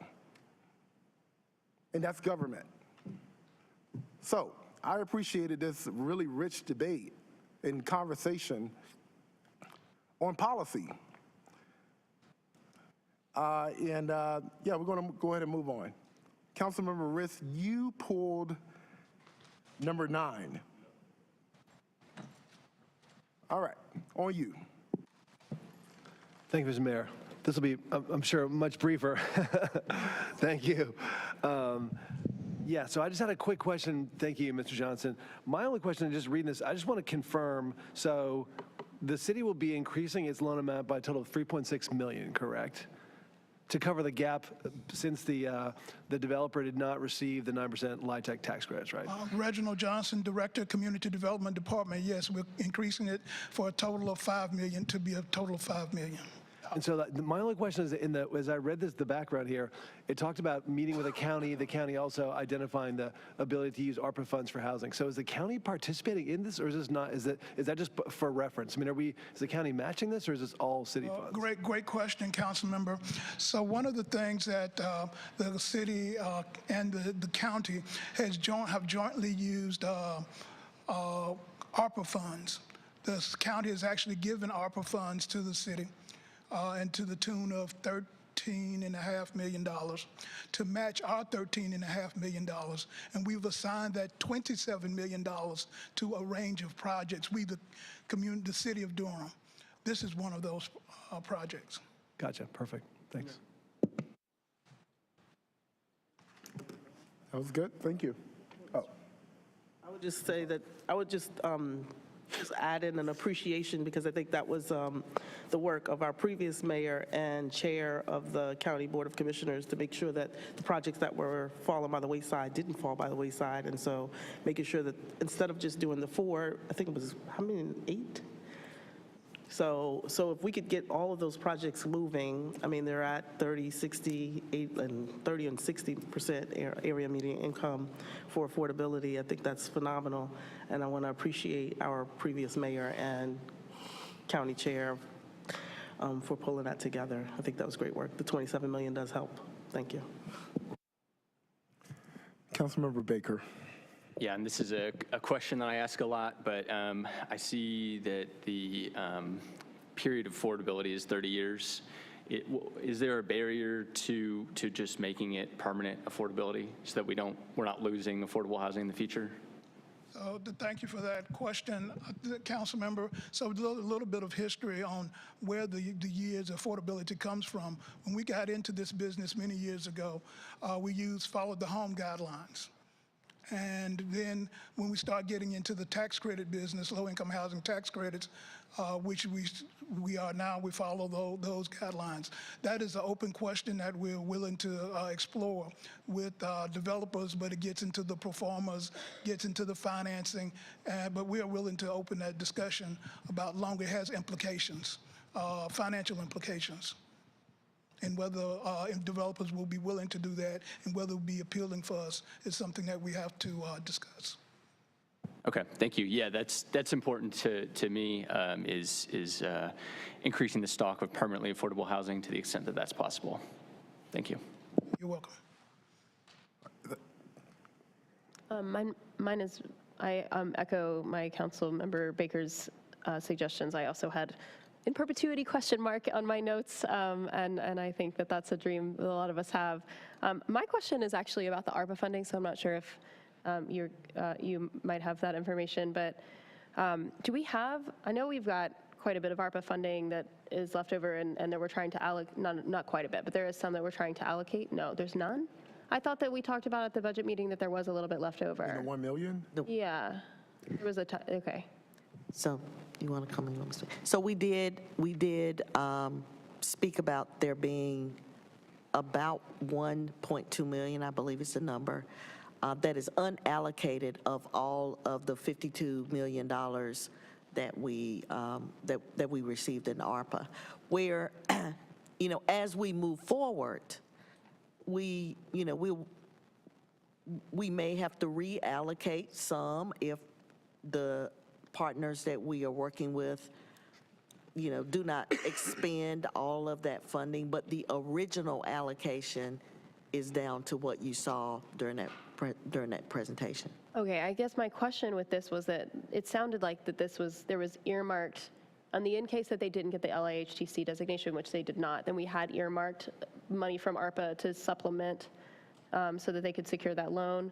And I'm just wondering if there's other earmarks that are included in our ARPA calculations. I'm just curious about that because I'm just wondering how those numbers work. So I'm not quite sure I heard exactly what the question was, but whenever the council allocates the ARPA funding, we go back and negotiate the scope of work and the contract comes forward.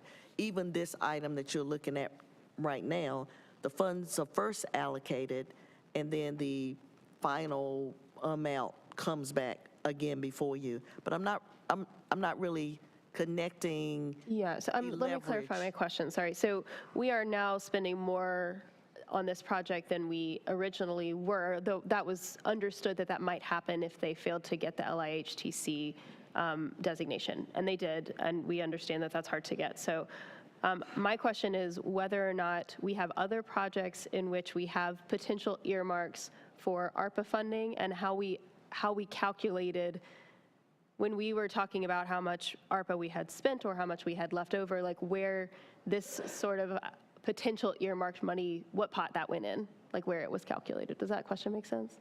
On this particular item? And I guess I'm asking if there are other items also that were similar in that there was a potential for more expenditure than. Yeah, so I might answer that. When we actually sought the partnership with Durham County, and we felt like we had 10 million and they had 10 million was at the beginning, so we had 20 million. By the time we actually got to the point of executing those contracts, we were having deficits in some of the other affordable housing projects. The county agreed if we would allocate an additional 3.5, then they would allocate it. So that is where the number is coming from, because as we are making decisions and going back and doing contract negotiations, things are going on during that time and things are changing during that time.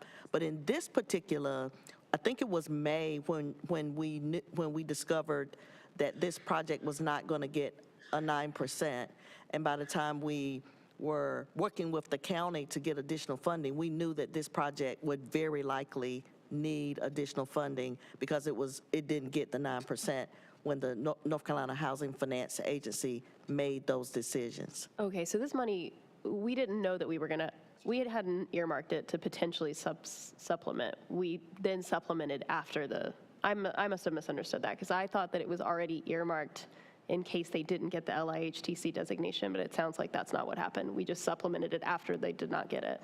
I'll let Reginald be more specific with that because I'm not getting So this is what I was saying. I appreciate your question and I understand it. So this was fluid as we were developing this and working with the county. And indeed, in having discussions with this project between the developer, between community development and the rest of our funds, as well as our conversation with the county. We initially started with 20 million. We knew as we were proposing this and we were doing, there was going to be risk. There's always risk in them. And so we kind of anticipated or left room, because there were also cost increases, cost escalations, to be prepared in case something like this happened. Well, this one did. And so, but we were prepared for it. So that's how we worked in the community, on the community development portion. I can't speak to the other part of ARPA, but in terms of us managing, because of the developers, because of the cost escalations, because of the risk, we had to leave some flexibility there, which we did, and we were able to accommodate it, and we anticipated it. So this is not anything that's unexpected. Right, totally. So that, I think that you answered part of my question, and I guess the other part was that, are there other projects wherein we might also need to supplement ARPA funds for? Is this like something that, I mean, obviously I know that we can't always predict the exact outcomes of things, and like you said, it's like LIHTC designation is like, you either get it or you don't. But I'm just wondering, like, are there other projects where that potential exists? And then also when we're looking at like that $1 million that we have left over from ARPA, like it didn't include this money, obviously. So we already knew by the time that you had we had the meeting on March the 1st. We already knew about this. Right. So what you saw was a snapshot that day. And most of our contracts we're executing them at the approved amount. The housing projects are different, a little bit different, and we would not have any additional unallocated funding to allocate to anything else until something were to happen, like someone were to return their funding because they decide that they can't do the scope of work or something like that. We would call that a reallocation. But at this time, we don't have that. Okay, great. I was curious. Thank you. Yeah, go ahead. Thanks so much, and I thank my colleague, Director Johnson. Good to see you.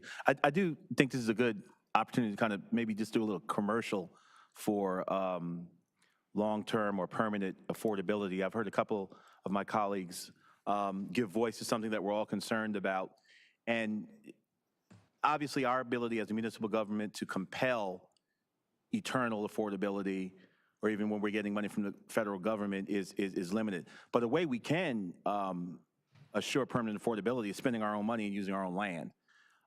So I just want to put a commercial out there for, if we look through our portfolio of what we own, you look at Willard Street permanently, because it's our money, it's our land. We have the opportunity to do that at 505 West Chapel Hill Street. Those units will be permanently affordable. So anytime when we're looking to compel a private developer or maybe use money that we're getting from the feds or anywhere else in partnership with someone doing affordable housing, and we raise concerns about the term of affordability, asterisk, we can always use our own land and use our own money, and particularly in the way our market economy is configured here in this part of the world, we can always put our money where our mouth is. To Council Member Cook's point as well, we will, we'll write a check for what we think is important. I mean, we stabilized Durham Housing Authority, partnered with them when we had the crisis at McDougal Terrace. We did something with our friends at Housing for New Hope. So from time to time, it's a general fund. It may not be allocated, but of course, as a council, we can put our money where our mouths are, where our city's heart is. But I do want to just put a little plug in for permanent affordability. The most powerful weapon or tool at our disposal now is our own land and our own money to make it permanent. Thank you, Mr. Mayor. Mr. Mayor, Yes. just a note to plug also our city's website around the American Rescue Plan. I want to say it's really phenomenal as a resource so that people can see the projects we've done. The last report, I think, was July of 2023. I'm sure there'll be one for July of 2024.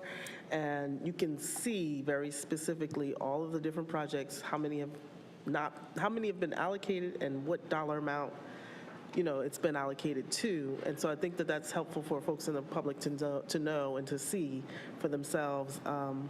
I will say that the website shows the meetings and the decisions and the reports, and each and every one of the allocated items is listed there. And I just want to make sure I plug that for the general public. Thank you. Thank you. Right, at this time, we're going to go to number 17 and then come back to number 11. Councilmember Cook is not on the dais, so Councilmember Baker, on you. Sure, just a couple quick questions here. First of all, can you just, about the slightly more than $9 million from the county, can you just remind us what the city is putting in? That's question number one. And then question number two, can you just remind us of sort of the impetus and what kicked off the need for this planning project? Thank you. Good afternoon, Mayor Williams, Mayor Pro Tem Middleton, members of the council. My name is Raven McLaurin. I work in Public Works Stormwater Division. I would like to say $9 million is not what the county is contributing. It is $910,000, $895.51. The city is contributing, and we do not have a signed contract, but the city is planning to contribute $2 million, $2,012,000, $748.82. The reasoning behind the Southeast Durham Watershed Improvement Plan is to go out into the community. We're focusing on Lick Creek, Briar Creek, and Stirrup Iron Creek, and do an in-depth water quality study to identify areas where we can build stormwater control measures and do stream restorations to try to improve the water quality for that watershed area. Thank you. Yeah, it's kind of funny. I was looking at item 18, which has the 9 million. So just curious, what spurred it? What kicked this off?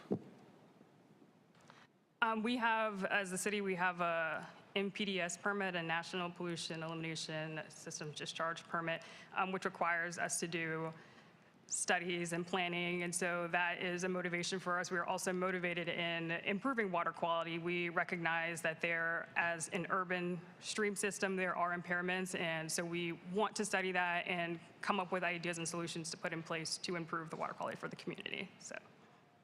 Okay, yeah, thank you. I just wanted to ask some of those questions. This is obviously an area that's become a major concern and has been very prominent when we talk about rezoning cases, and the amount of growth that's been taking place out there. Nonprofits and scientists that have raised the alarm bells and concerns with continued growth and development out there, and it hurts a little bit to see when our streams are impaired because of large amounts of private and very profitable development that's been taking place, that following the profitability and the development that's going to large corporations, the public sector has to come and clean up the streams and clean up the mess. So I just wanted to raise that. Thank you. Councilmember Baker, are you referring to profitable development? Is it supposed to be nonprofit development? Like, you say that a lot. I just want to get clarification so I can get better understanding. What is it? What type of development is it supposed to be? Profitable development. Yeah. Okay. So when we are identifying or characterizing it as profitable development, is that an issue or is it? It's profit motivated and it's profit maximizing. So what we have are large corporate developers who are trying to maximize the amount that they are profiting off of the land, and in maximizing that development, they are cutting corners and allowing some of their development to impair streams and some of the public goods. There are externalities that are coming out of the development that they are carrying out in places like Southeast Durham, which then impair the streams, which then compel us to spend public dollars in cleaning up some of the mess that's made. All right. Can we prove that's the case? Can we what? Can we prove that's the case? And I just want to be careful with the language that we project up here, because we are the government. So I don't want people to think that, and I'm not saying you're wrong, we use a lot of loose, subjective language, and I want to be careful with people saying that, Durham is saying that they are, doing X, Y, Z to residents without being able to, put the facts behind it. So it may be happening. I just want, if it is happening, then let's show it. And let's identify that, but And I think we have, and I'm not calling anyone out, but there are a couple lawsuits out there specifically against certain developers. Again, I'm not going to say those out loud, but the Southern Environmental Law Center is active in this area. So. Okay. Yeah. Thank you. I actually just want to note in the memo that the identified areas are beyond just Lick Creek. That is an area that has been mentioned a lot, but it's also including Stirrup, Iron Creek, and Briar Creek. And in fact, the memo states Briar Creek has a NC Department of Health and Human Services fish consumption advisory downstream of Durham in Wake County, and that is not a creek that actually we have heard a lot about. Briar Creek, and I'm just naming that this study is not just the creek area that is named during public hearings. Often it is an entire area that has been an agricultural center for a long time, and as we all know, it's actually agricultural runoff that often causes the most pollution in our waterways, and so just naming that. Thank you. I appreciate it, and I'm glad that we are taking the initiative to do this and make this investment with this interlocal agreement. But I also know the reality that we do have to develop as well.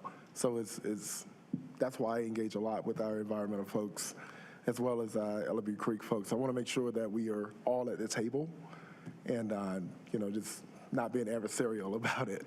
So thank you so much, and thanks Councilmember Baker for pulling this question. A few more questions. Go ahead. Sorry to bring you back up. I had made a couple notes, and I'm having trouble finding them, but I have a million tabs open on my screen. I had noted down that there was a call for citizen input in these areas. Did I write that down in the appropriate category? Did y'all have an ask for that? We are doing an extensive public outreach, so we actually have a dedicated consultant who will be doing just an equitable job of going around and making sure that the community members' voices are heard. So we will be doing radio spots, we'll be doing videos. We have a pretty robust public outreach. Okay, and then and you said that's something that we're consulting to do? Yeah, the consultant, will be doing that. Okay, and are we using consultants for other parts of this as well? Because I think I wrote down that there was that we were maybe going to be getting some assistance with the actual testing. Is that right? Correct. Can you talk a little bit more about that? Yep, we are proposing signing a contract with a consultant to do engineering studies. They'll be helping with field work, putting data into our system, and helping out with public outreach. So they'll be involved throughout the development of the Watershed Improvement Plan. Okay, thank you. Yeah, I mean, I do want to echo Councilmember Baker's statements on this. It is alarming to see, and I fully understand what Councilmember Caballero is talking about, and Mayor Williams, who's that obviously we are responsible for the health of our streams, and I think that's super important. It is alarming to see this particular one come up already as something that is needing a significant investment, as we have been hearing alarm from the community in that area. And like I said, I actually went to Lick Creek last week, and yeah, I mean, everything is dead, and it's hard to see. So I understand everyone's comments. I'm not going to say one way or the other, but I think it's important that we recognize that there are expenditures that will have to come from taxpayers potentially around these issues of environmental sustainability. So I appreciate everyone's comments. Thanks. Thank you. Madam Clerk, I'm assuming the gavel for a moment. Councilmember Freeman, I think you wanted. I was just going to say Councilmember Brisk, but I just wanted to ask the question around the watershed watershed improvement plans. Is that specific to the water itself or the sediment in the water? So with the watershed improvement plan, a watershed is the entire land area that the water touches to run into the creek. And so we'll be looking at all of that area, not just the creek itself, to put in some measures to catch and treat different, not just sediment, but there are other things that we're looking at before it gets into the creek and manage. And is 2.9, well, you said 2.2 plus the 900, so 4.1 million, is that enough to cover all of that? That's what we've been quoted. Okay. It just was alarming. I appreciate Councilmember Caballero bringing in Briar Creek. Just knowing you cannot eat the fish in that water. And at least they have fish in the water.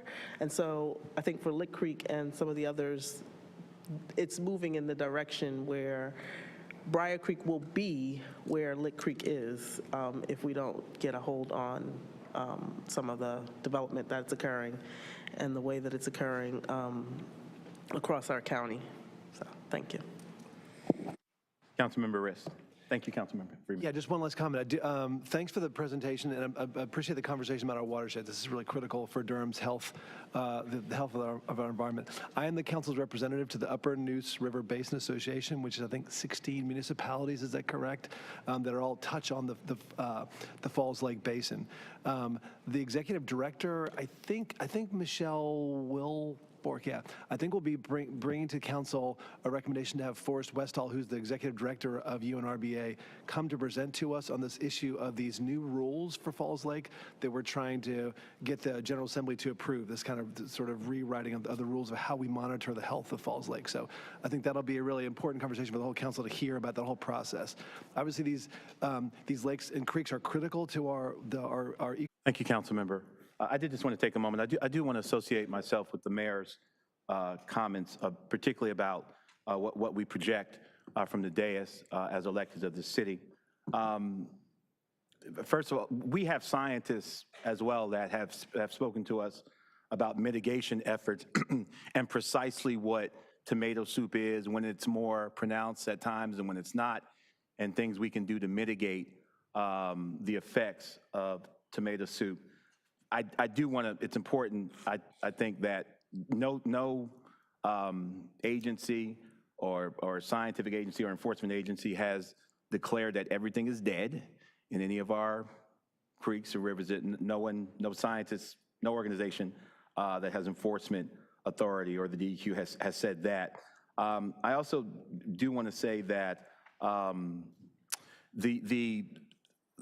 we are not, as currently, lawsuits are allegations. They're not proven. This is the most litigious society on the face of the planet. We can sue a ham sandwich, indict a ham sandwich and sue anybody in America. But as of now, I think it's important to say that no enforcement agency has found Durham in violation of a Clean Water Act. No one has dinged us for anything. We're actually celebrated for having some of the most stringent environmental protections in our state. So currently, notwithstanding lawsuits, no enforcement agency has dinged us on that. I think that's important to say. With respect to developers cutting corners, that is a characterization that I think we ought to put an asterisk next to. We have a UDO, we have enforcement and oversight ability. I'm certainly not actively voting for developments where developers are demonstrably cutting corners or just blatantly ignoring our UDO. Now, we can have honest discussions about whether or not we feel the UDO goes far enough, and if the law is stringent enough. Absolutely, a fair debate. But the suggestion that under our watch or that they're just cutting corners wantonly or blatantly, I think is a characterization we need to be careful about. And as far as profitability, I would just say everything we use in the city is sold to us by a company seeking profit. The vehicle, our fire trucks, our police cars, all of the contracts we have are for-profit corporations. These microphones we're speaking on, the clickers, were sold to us by companies seeking a profit. So I do also want to associate myself with the mayor's caution about that as well. Nobody's giving the city anything for free. No one. We buy everything from companies that are operating under a profit model. Our job is to make sure that as they seek profit, they don't cut corners, whether it's the cars they sell us or the computers they sell us or the buildings they build. And I want to just lean in and further commit and further declare our commitment to making sure that the businesses that we engage in, whether you're building buildings or selling us paper clips, do so in a way that is honorable, above board, in full compliance with the law, and does not put us in any way in harm as a city. Thank you. The mayor, his honor's back on the podium. I'm going to yield back to the mayor. Thank you. All right, and Councilmember Cook, we had your last pulled item. Yes. It was 11. EBOP. Yeah. Okay. Yeah, I have some pretty specific EBOP questions.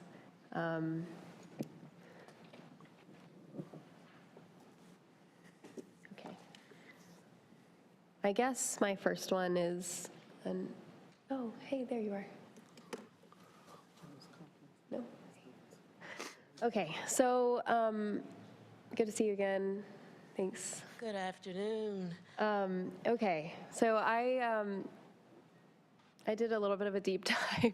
I know we've been up here a long time, but it is what it is, and I just want to make sure that I understand all of the pieces of this, because I've been hearing from the community that some of these guidelines are a little bit difficult to meet, and I want to make sure that we're doing a good job of really working towards our ideals. I can't remember what we called them, like our aspirational goals.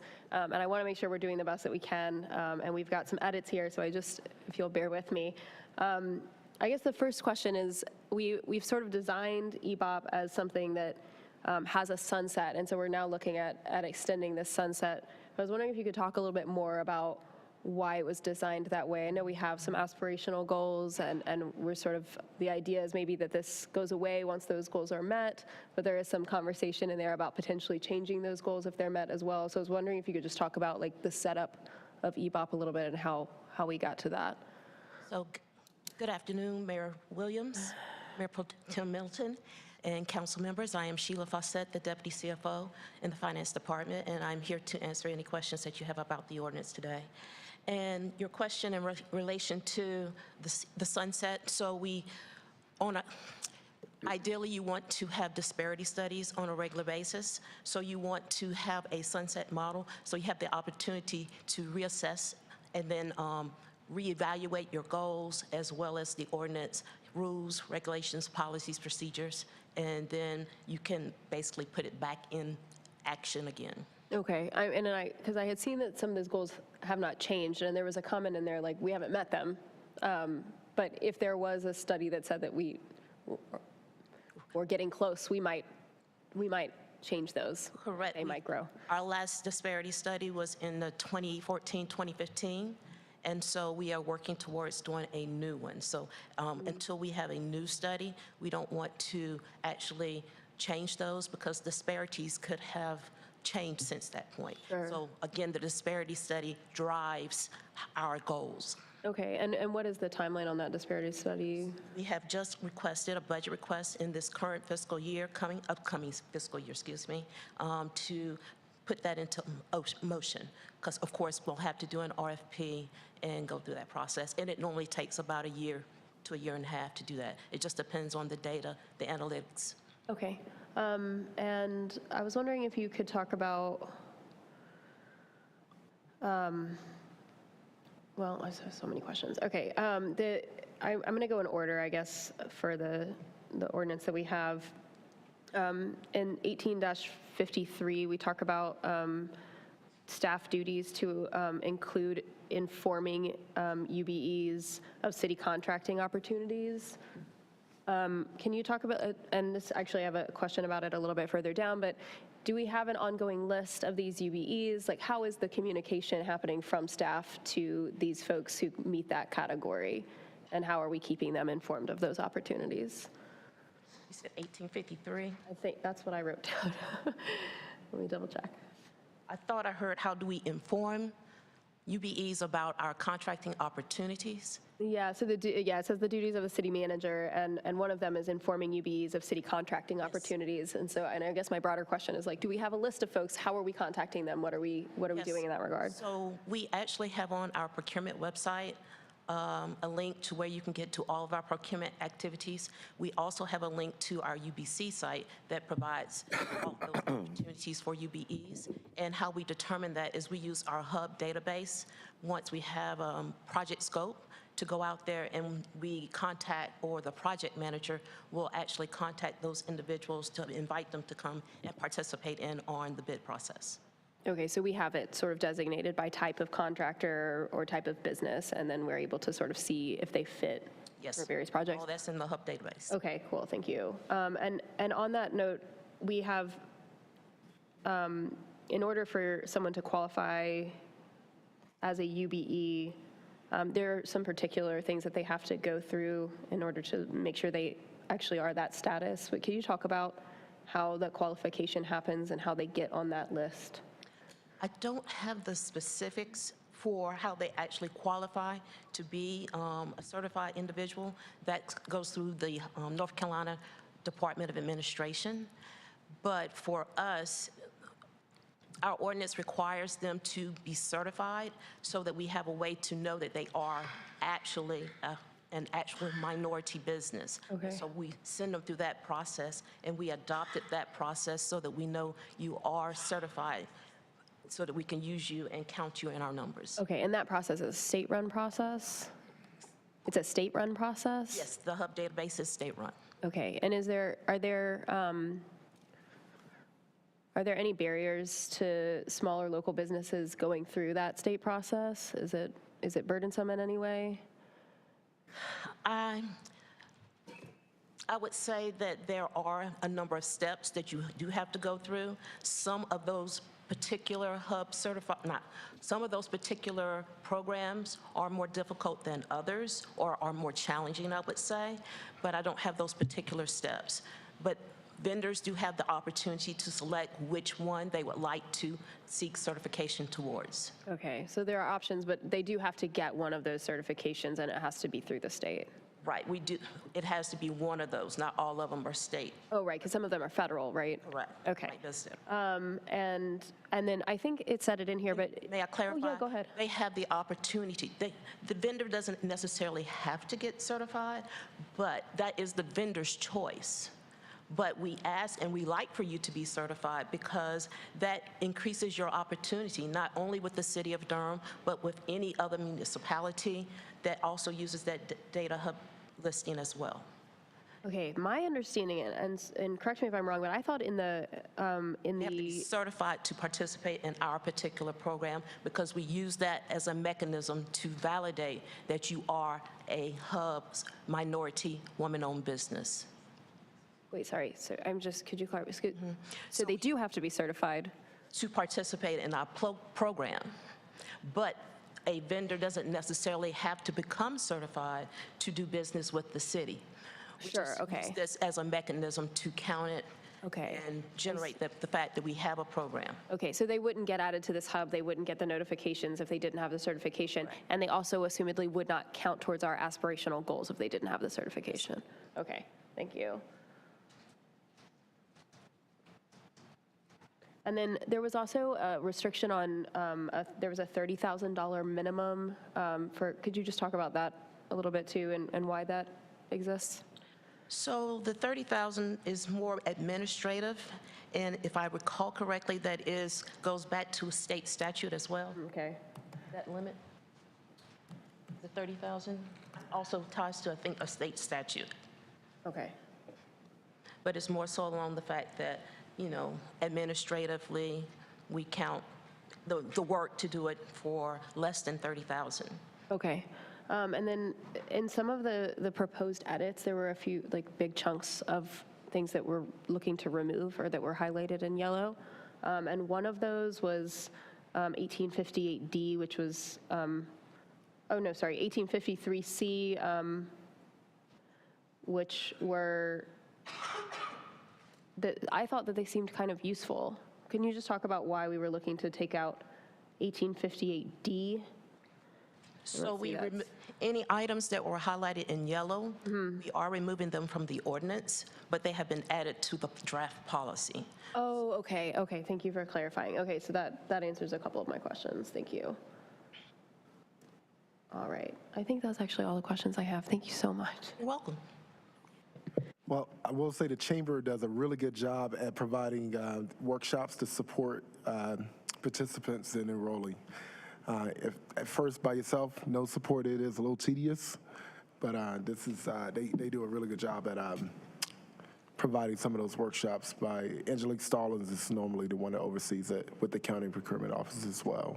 Yeah, thanks for saying that. I think, and if I might, just one more thing, and the reason I'm bringing that up is because I have heard these concerns in the community of folks that are having trouble either meeting the requirements or maybe finding where to go. I think that the resources are there, but it sounds like just being able to sort of get all the paperwork done in all the right places, because I know we're housing part of this in a different department. Is that true? Part of EBOP is now in it. Right, EBOP is now located in the underutilized business compliance under the finance department. Okay, yeah, and I think that I've just heard in the community that folks are having a little trouble accessing it. I think the resources are awesome, and I just wanted to highlight that these changes were happening, so I appreciate you answering my questions, and I know that staff is available for folks who are struggling to get through this process, and I know that supporting folks through this process is one of the things that is important to the city, so thanks, everyone. So, yeah, go ahead. And I would just add, I just want to make sure there is some coordination between the county and the city's hub databases or overlap of some way, shape, or form. I just want to verify. Our databases don't necessarily overlap, but we do collaborate with the county on multiple events. Actually, there's one tomorrow, so we will be in attendance with them as well. Or next week. Don't quote me on that date, I apologize on that. But we do use the same databases like the Hub database, but we don't have the same one. We both use the Hub. Thank you all for your work.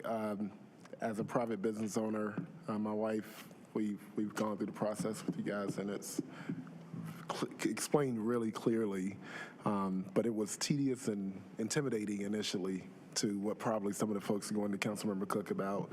That was true, so really appreciate y'all being that resource. You want to add to it? So thank you, Sheila. What I would like to do is take this as a good opportunity to introduce Timothy Jackson, who is our new underutilized business compliance manager.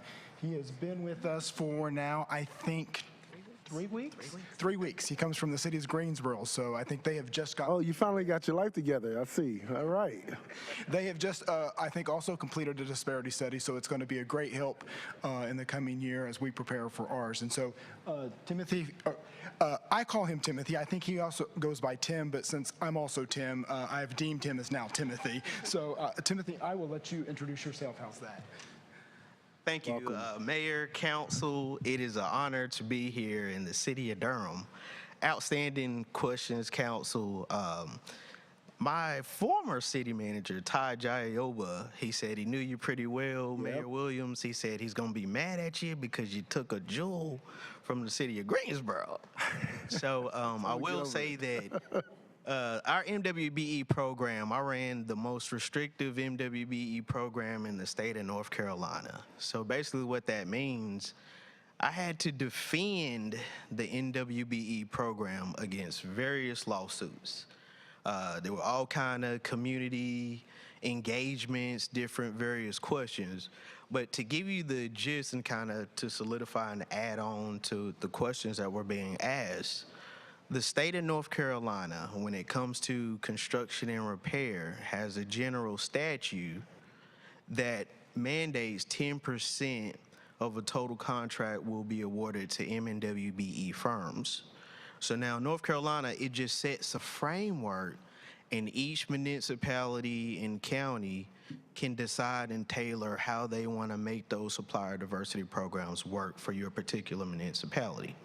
So with the city of Durham, the way we created our database, it actually comes from North Carolina Department of Administration Hub database, as well as North Carolina Department of Transportation database. These are two solidified databases. North Carolina's been using these databases since the conception. And so what we've done is narrowed down based on our 2015 disparity study, which they track the spend. Where's the spend? Where's the city spending majority of its dollars?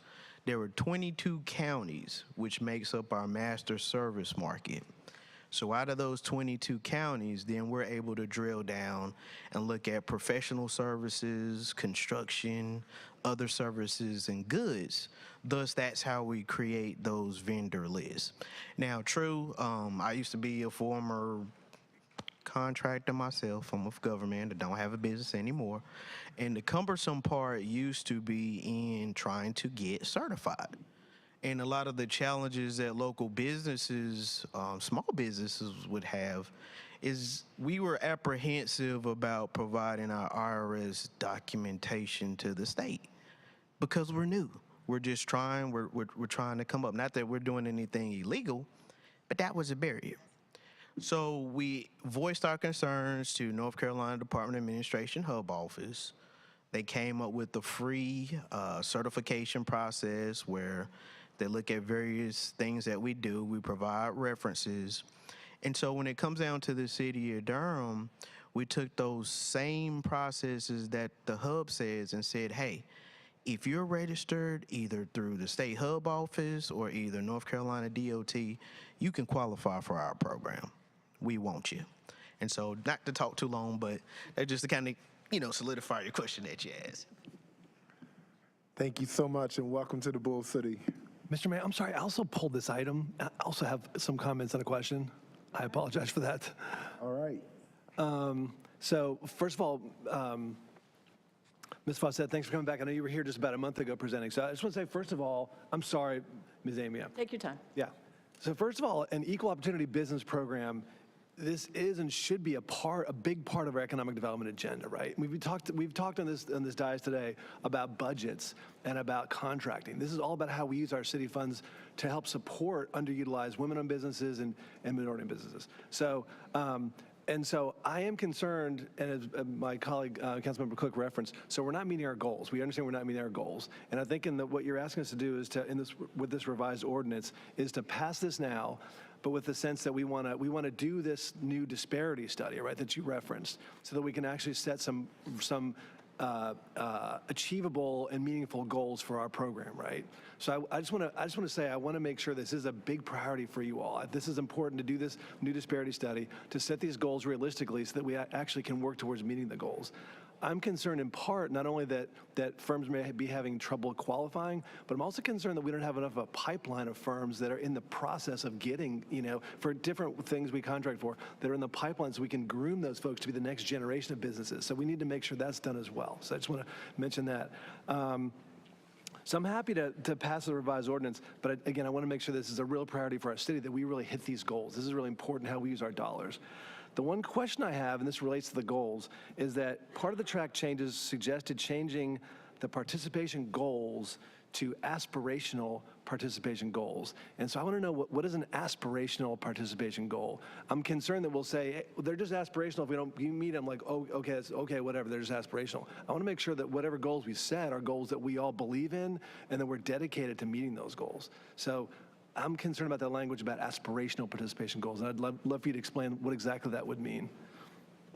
So we put in aspirational goals because, again, along with the state statute, we're required to have a program, but we're not required to have concrete goals.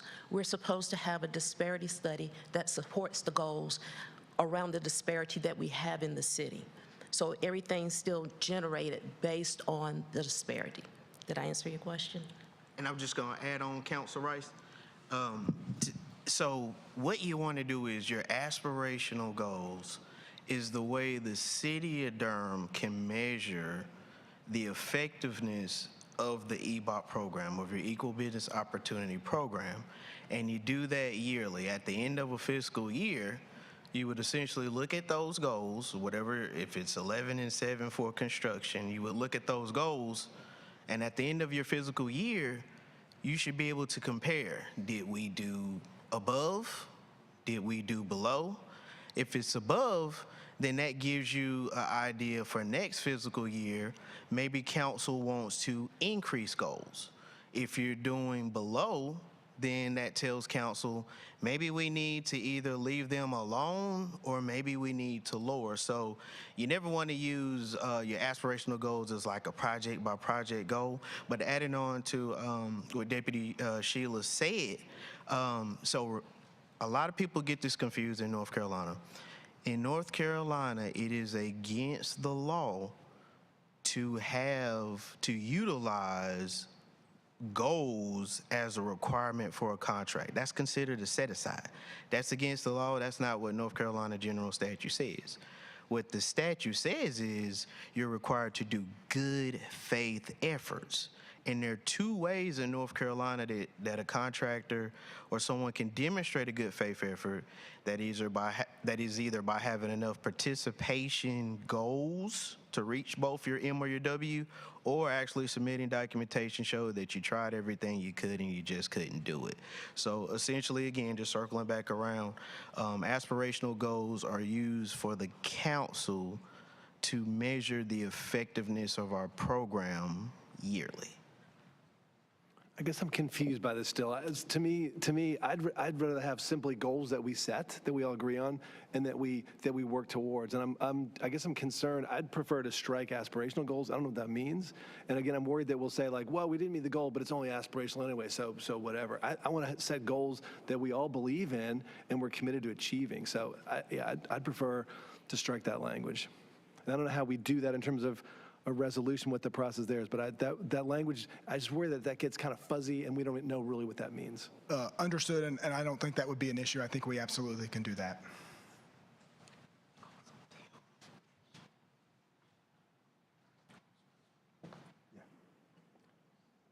Middleton. Thank you, Mr. Mayor. Mayor Pro Tem, my apologies. No, that's good. It's good.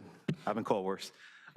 Thank you, Mr. Mayor. I want to thank my council member, colleague, Councilmember Riss, for bringing it up. First, I want to thank you for the work you do. This is an incredibly important part of our work as a city in making sure our policies correspond with our values. I want to celebrate how Durham actually has been recognized as well in leading in the work of equity in the state in terms of contouring our policy, whether it be changing order in our CIP plan to hiring practices. And I understand Councilmember Riss' frustration. I do want to say, I know at the state level with the League of Municipalities, when we talk about equity, we had a big equity task force last year that I worked on with the league.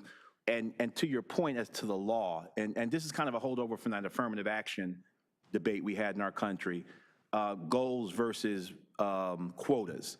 And this state legislature is very, very, very sensitive to us not, using language that implies a hard number tied to race. So part of this is just navigating that that landscape of not using anything that approaches a quota as opposed to a goal. I will say, as part of the reason why this is so hard is because how do you cure racism? I mean, it's the reason why we have this program is because a lot of these minority businesses have capacity issues, capital raising issues. I mean, if there were a policy that we could pass to close it, we would have done it. I mean, why, if our friends in education, why is the achievement gap not closed? We have goals for our children to read and write and do math at the same levels, but there are all kinds of things, that exacerbate that achievement gap. We're not going to recommend lowering the standards. In our emergency response, we know that every time our police chief comes before us, our goals for response time and our actual time is beneath our goals. We're not changing the goals, they're still there, but our response time is what it is. And I think some of these numbers with our minority-owned businesses, they are what they are precisely because of the enormity of the systemic problems we're trying to tackle, which predate this council, which darn near, are part of the fabric of our republic. I know I'm not supposed to say that, but so I'm not really, I don't have a problem with the aspirational language because I understand first the legal landscape that we're dealing with here in the state of North Carolina, and secondly, if we put a number and we don't hit it, I mean, what's the consequence? Do we, knowing that we didn't hit it because of all of the reasons why we established a number in the first place, because of decades and centuries of systemic racism. So I want to hold in tension Councilmember Riss' zeal, and I know where it comes from. This brother's real with it, to do better. But I also want to recognize the landscape that we have to navigate with this, particularly in the state of North Carolina, and also celebrate the incredible work you've done thus far and are doing in this area. So thank my colleagues. Thank you, Mr. Mayor. Councilmember Freeman. Thank you. I just wanted to hearken back to one of the comments that Councilmember Riss made, and just acknowledging that it is a little different for your EBOP program or what have you to sit in finance as opposed to an economic development, and just kind of lead in and asking, is there some connection to the work that's happening in economic development that spills over into the finance department with EBOP that you could speak to? So I believe your question was, we realigned the unutilized business compliance division with finance so that we could have a better connection with procurement laws. So I wanted to address that first part of your question.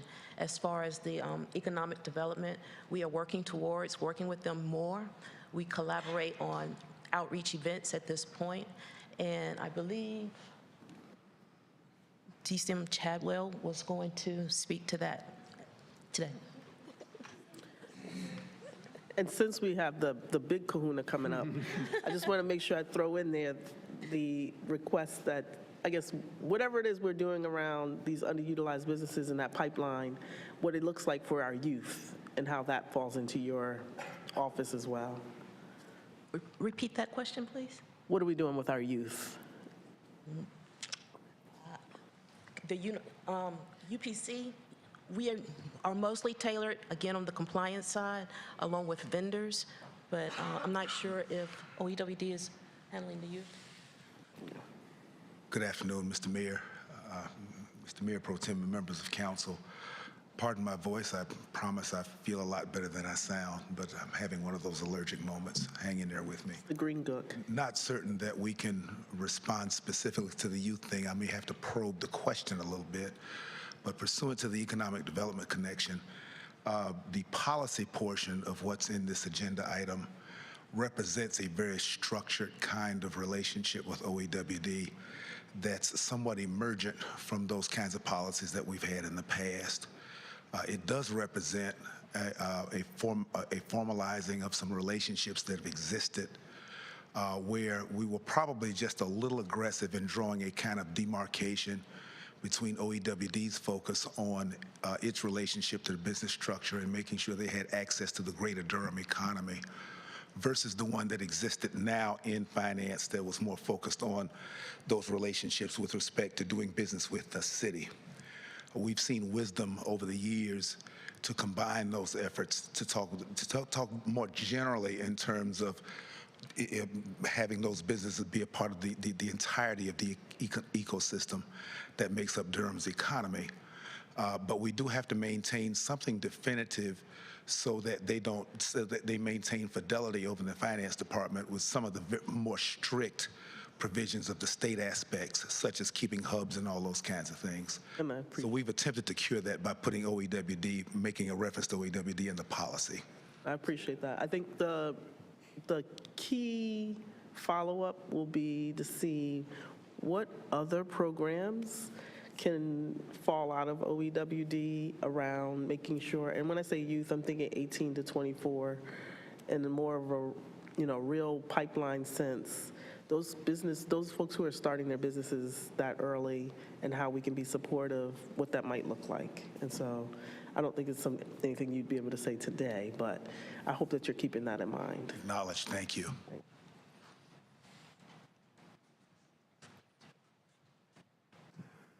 All right. I think we're ready for you now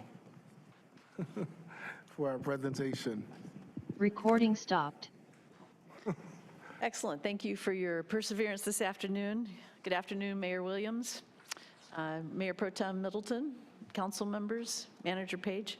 On behalf of the Durham Tourism Development Authority and Discover Durham, several of our members who are here today, I want to thank you for having me. I'm Susan Amy, President and CEO of Discover Durham. I'm here to share the Durham Destination Master Plan with you and why we think it's crucial for a prosperous future for Durham and how we propose to implement it. Before we dig in, I'm going to start with what I'm not here for. We don't actually have a budget request for FY25. So we're going to talk about things that are a little longer term than that. Still, there is urgency around this conversation. Moving forward to implement any significant portion of what we propose is going to require legislative action during the General Assembly session this spring, which, as you all know, starts just a month from now. We've paved much of the way already, but we need to achieve alignment and agreement with you before we can move forward on it.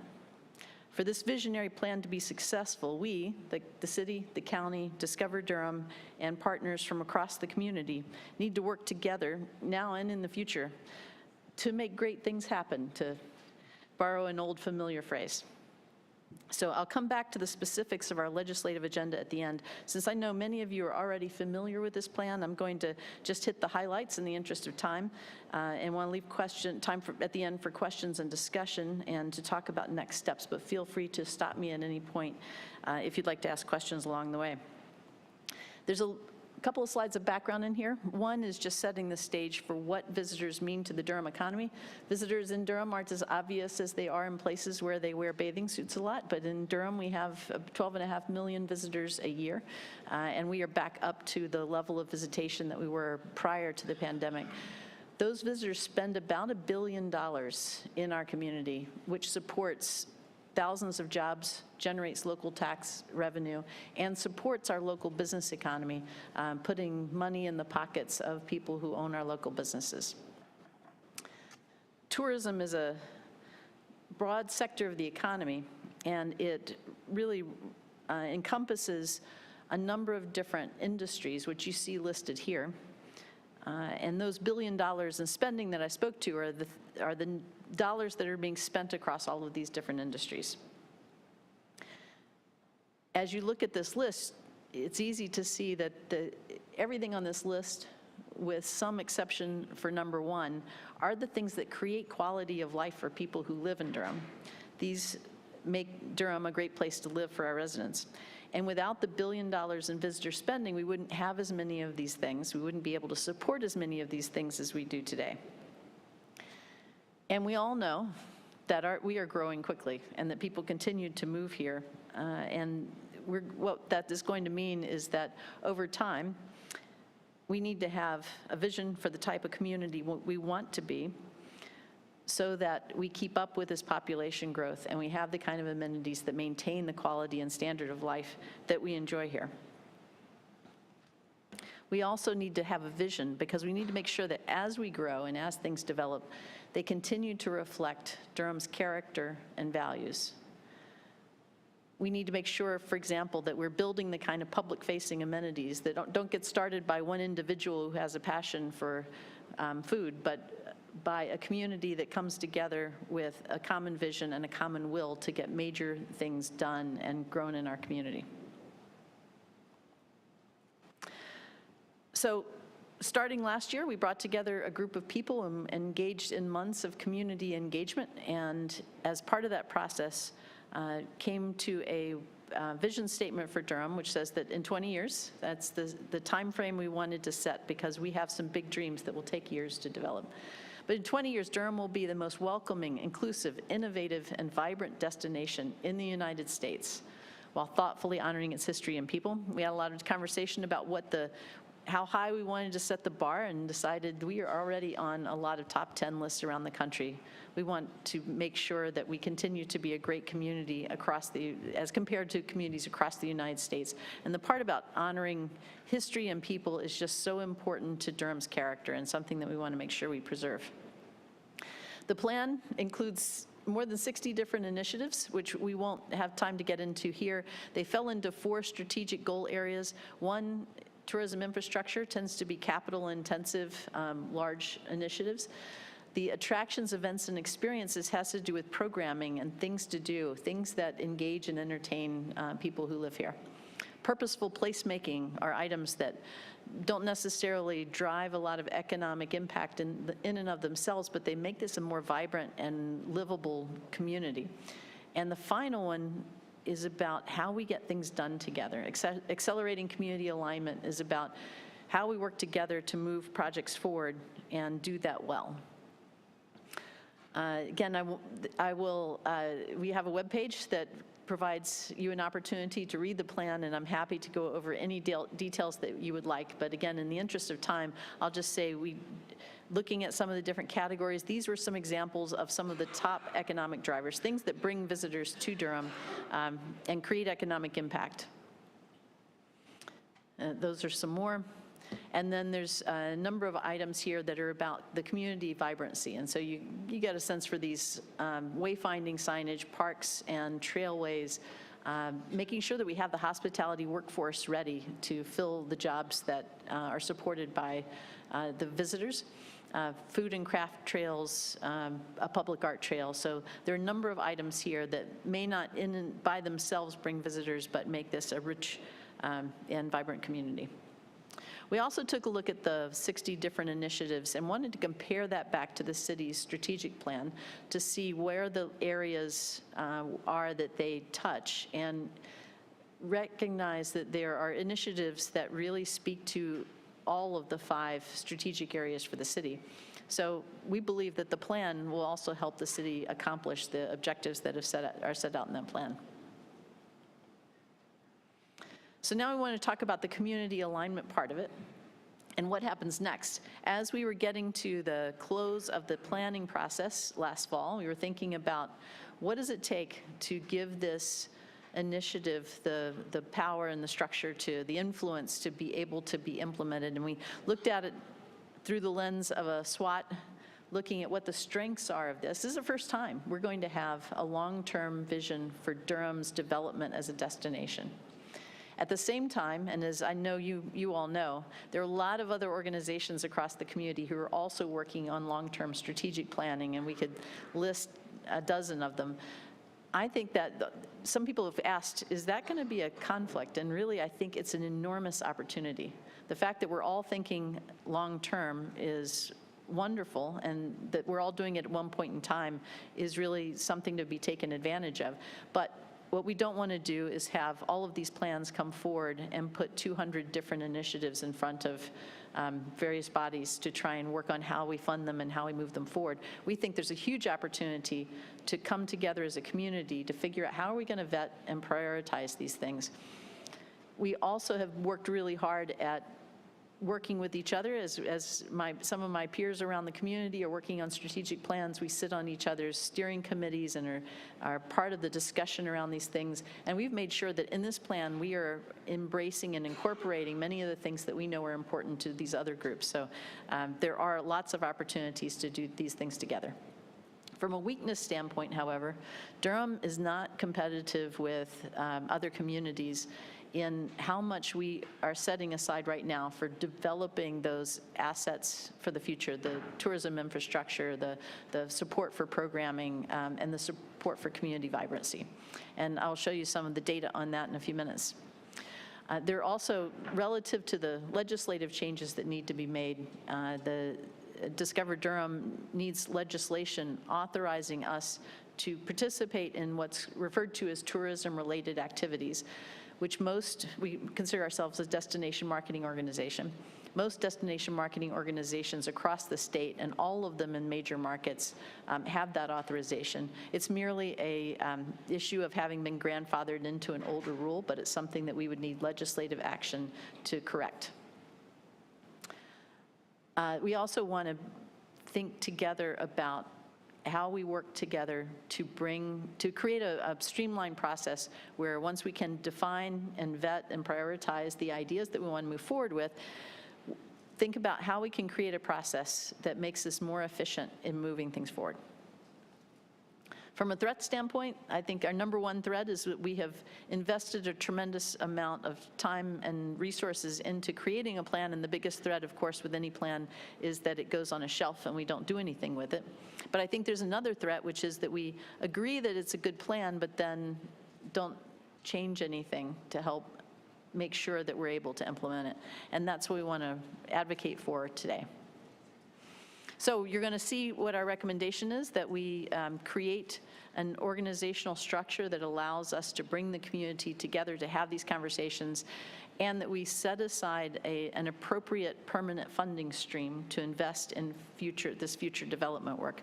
We realize you all are under a tremendous amount of pressure related to how to make the budget work, and I have utmost respect for that and for all the very important priorities, and don't want to detract from those. At the same time, as a community, we need to decide what is an appropriate amount that we would like to invest in these future efforts. Our recommendation is for an organization, we have called it up to now Destination Durham. We're thinking that that's a working title, and we may want to make some changes to that. But the description here is something we believe very much in, that this would be a visionary community partnership for the sustainable advancement of Durham as the best place to live, work, and visit. We are making proposals for things as part of this plan that bring more visitors, but what we want to find are those items, and most of them easily fall into the category of proposals that also make this a great place to live and to work.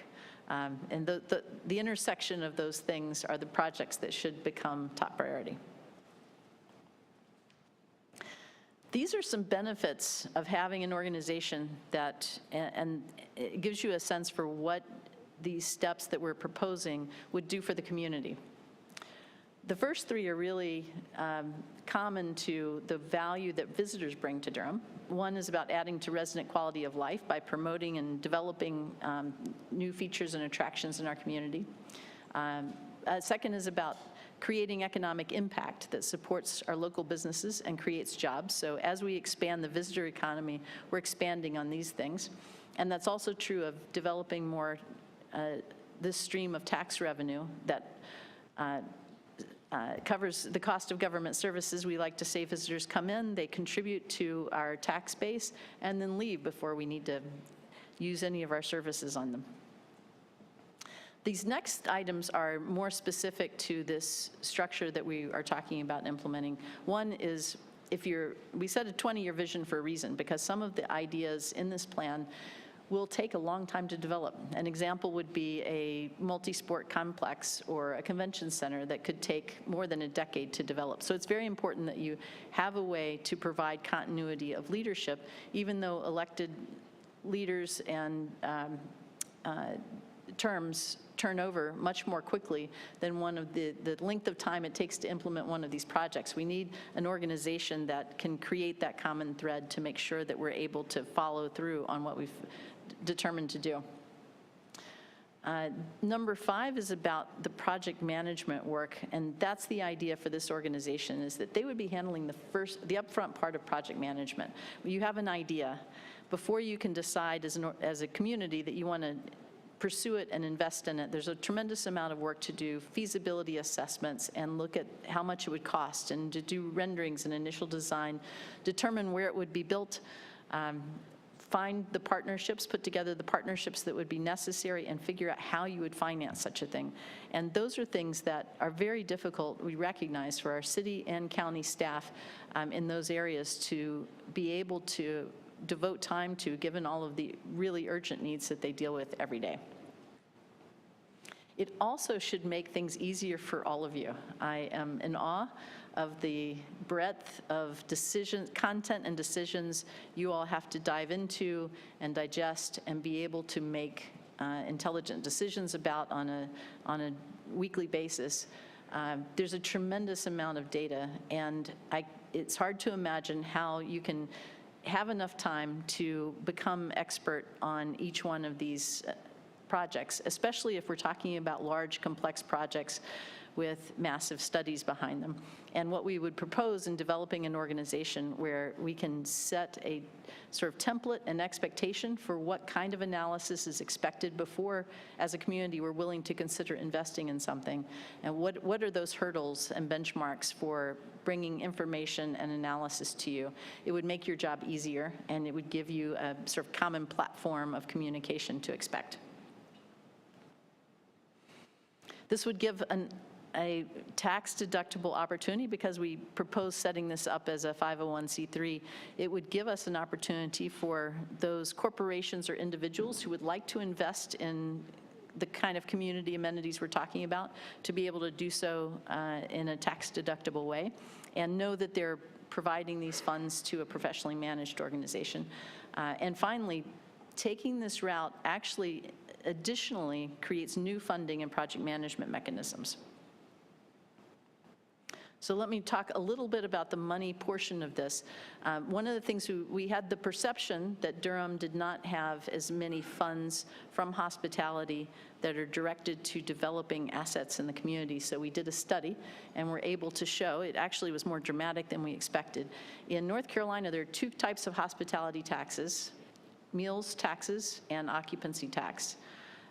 In only 5 communities in North Carolina are authorized to collect meals tax. Durham's not one of those. So we have occupancy tax to work with.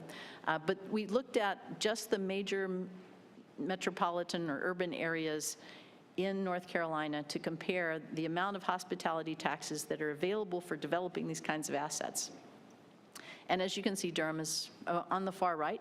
And those funds, the $1.9 million that represents, are not actually available for any new assets.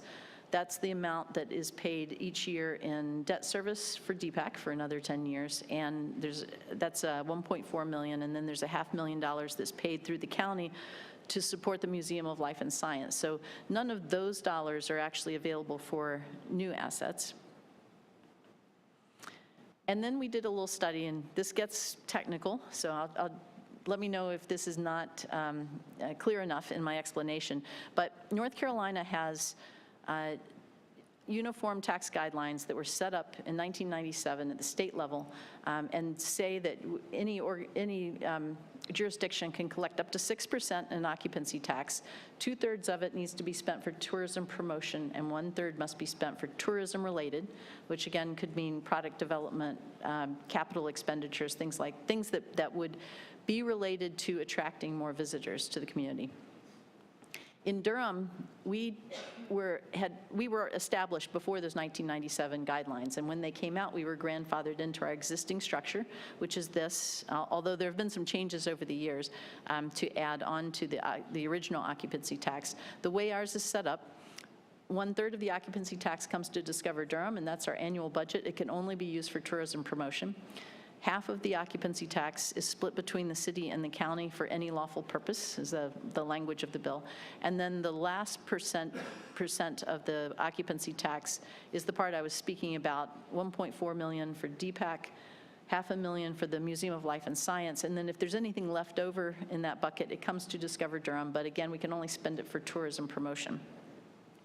Ultimately, what we would love to move to is to be competitive with these other communities, is to move to the same kind of funding structure that the other communities have.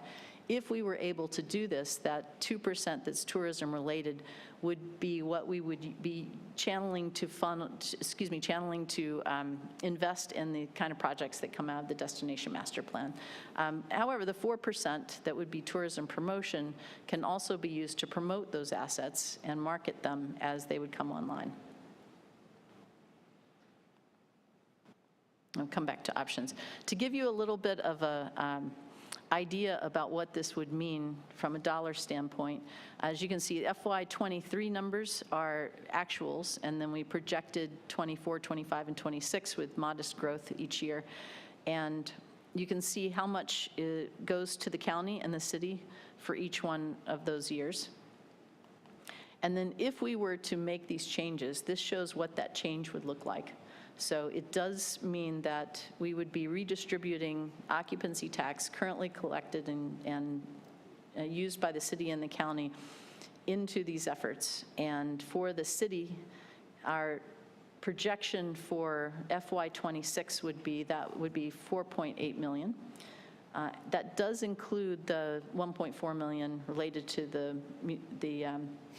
DPAC debt service. So if we were to make this change, we also calculated, as you can see, what percentage that would be of the FY24 budget, just to give you an idea. So it's less than 1%. If we were to take out or continue to carve out that $1.4 million to go to DPAC debt service, it would reduce the amount of this variance for the city of Durham. The idea, and we'll come back to the discussion about legislation and how it relates to this tax in just a minute. The idea behind this would be that occupancy tax isn't the only thing that would fund this work. In addition to that, a lot of these projects there are state and federal grants that would support a lot of the types of projects that we have interest in and the community told us were of value. You have to have somebody able to go after those grants and to make that, to put in grant applications and then manage those over time. But that's something this organization could also do. And as I mentioned, this would be a place for corporate and individual donations. And while that might not be a major portion of the funding stream in the beginning, as we get going, we think there's an opportunity there long term. I know we've had a lot of conversation over time about the appetite and capacity of some of our local corporations, for example, to invest in assets. And we haven't had a pathway for them to do that where we could say easily, here are naming opportunities on a number of different projects that we have in the future, and how would you like to participate? And then just to be clear about what the role of this organization is, this is about doing the upfront project management. This is not about developing a development organization or that would be managing construction projects. And if we were, for the occupancy tax portion of this, at today's value, we're talking about up to about $5 million a year. So that's not enough to pay for a sports complex or a convention center. What it is enough to do is to cover the upfront part of the project management work so that we can make strong decisions, and so that we can do the work to get the funding sources in place and understand what our pathway is to creating it. In terms of how we would set this up, we're not talking about a new nonprofit that would be a standalone in the community. I know we've been talking with people throughout the community about this plan to get feedback, and there's some concern about setting up a new nonprofit in Durham. But in this case, it would be operated by Discover Durham. And the advantage of that is that all of the money that we are able to put into asset development could go directly into the work of the nonprofit, while Discover Durham covers operational expenses and marketing for all of the work that they're doing. So it gets this organization up to speed much more quickly and without the overhead, the business of overhead and creating a new entity from scratch. I'm going to skip this slide as a timeline. We can come back to it if it's of interest, but I thought I would just net out for you what's going on. So the Destination Master Plan was completed at the end of December. It's unanimously approved by the Steering Committee and by the Tourism Development Authority. We need to get a local bill passed in the General Assembly this spring. And what we need let me talk a little bit about that and why that's so important. Senator Woodard is already poised to sponsor this bill, and we have the support already of all 6 members of the Durham's delegation to the General Assembly. Having Senator Woodard support this in this term gives us the best chance of being successful with this item. If we miss this year, we would be waiting an entire year for us to have the authorization to move forward on any of this work. Neither Senator Woodard nor Discover Durham, however, would want to move forward with this proposal if we don't have alignment. We want to be in agreement with you all and with the county so that we are coming together as a community. That's going to be important for all of us because we all need to be able to work together. What we would like to have is authorization to engage in tourism-related activities beginning July 1st of this year. And although beginning the redistribution of occupancy tax that's in question in FY26, which is what you saw in that spreadsheet, would be the ideal. That gives the city and in parallel the county more than a year to work it out. We realize that is still a very big jump and that you all have a tremendous amount of pressure from a budget standpoint. So I'd like to propose today that we change the ask here to soften the impact. If you wanted to move forward with the full redistribution for FY26, that's fine, but as an alternative, why don't we carve out the $1.4 million that continues to satisfy the DPAC debt service until that is sunsetted, and then redistribute a third of the occupancy tax each year for 3 years, starting with the FY26 year. If you take the $4.8 million that you saw for the city and you subtract the 1.4 for DPAC, that brings it down to about 3.4, and then divide it over 3 years, it would mean about 1.1 million is added each year for a 3-year period. The other thing we're doing, because this would shift the capacity, the amount of funding that's available for the nonprofit, we also want to propose, and this would need to be part of the legislation as well, that Discover Durham be authorized to use up to a third of our current fund balance for tourism-related activities as of July 1st of this year. That gives us some funding to be able to get this whole thing up and running starting over the course of 2024. So it gets us to work faster and hopefully demonstrates that we believe so strongly in this work that we're willing to put some of our own fund balance in it to get it started.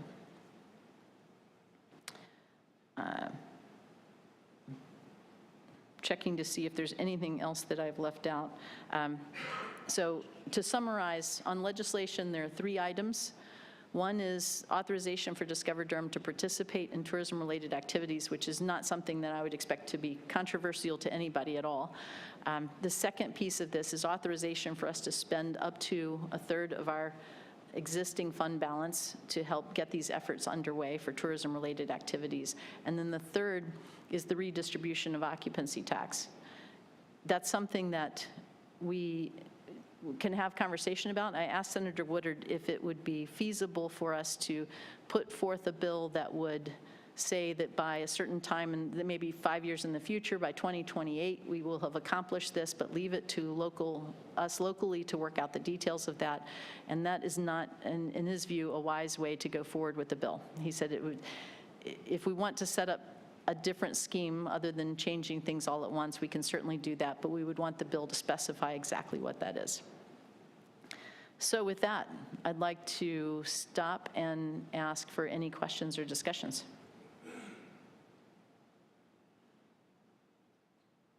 Well, just real quick, so I can make sure this is clear. In the appendix on the steering committee, you'll see Zweli's in city council, all of that stuff. I was involved with this a lot before I was actually on council, and then I joined council and took on a formal capacity, and now I'm actually on it as mayor. So just wanted to put that out there. So, and I'll say I appreciate your involvement, Manager Page and Councilmember Caballero are all have been part of the steering committee that's helped drive the direction of this, and we appreciate all of that support. Councilmember Cook. Hey, good afternoon. Thank you for waiting through our budget or our work plan meeting. Work session meeting. Could you just repeat for me the 3 legislative changes that you just stated, just so I want to make sure that I wrote them down clearly? Certainly. One is for Discover Durham to be authorized to engage in tourism-related activities. A second is authorization for us to use up to 1/3 of the fund balance that has been collected in the past before we had that authorization, but still use those funds for tourism-related expenditures. And the third piece is the redistribution of occupancy tax.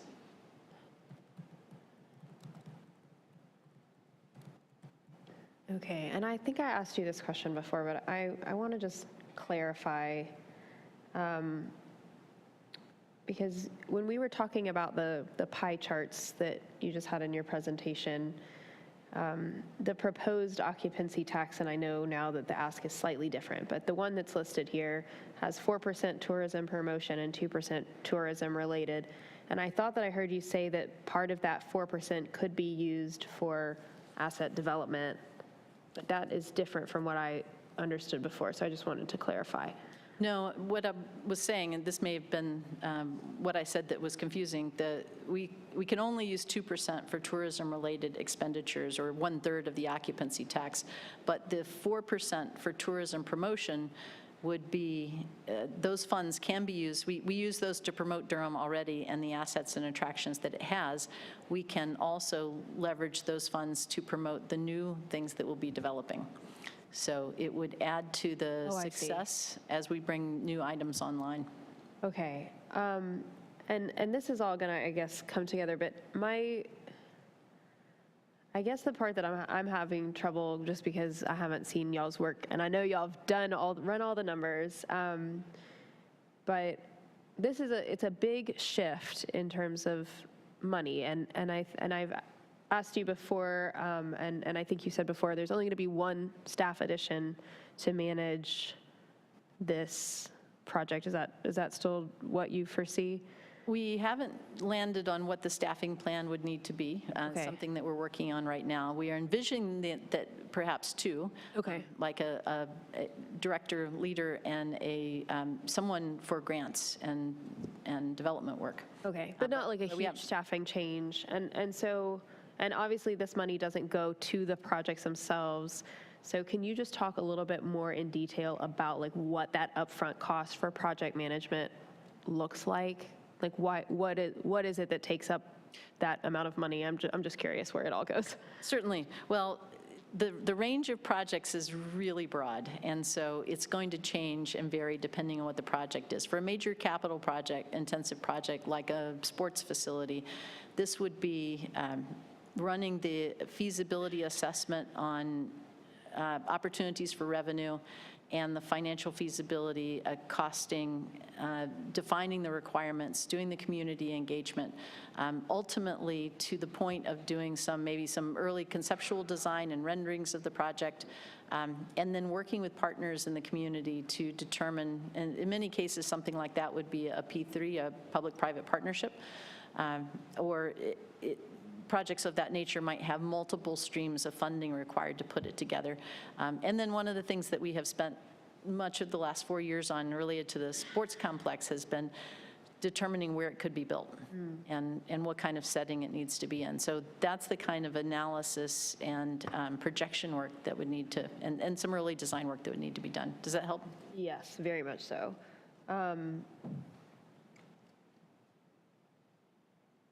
And so, just so I understand too, and you just went over this, but I want to make sure. So, and now your ask is to reserve the amount specifically for the city that we are paying on the DPAC payments.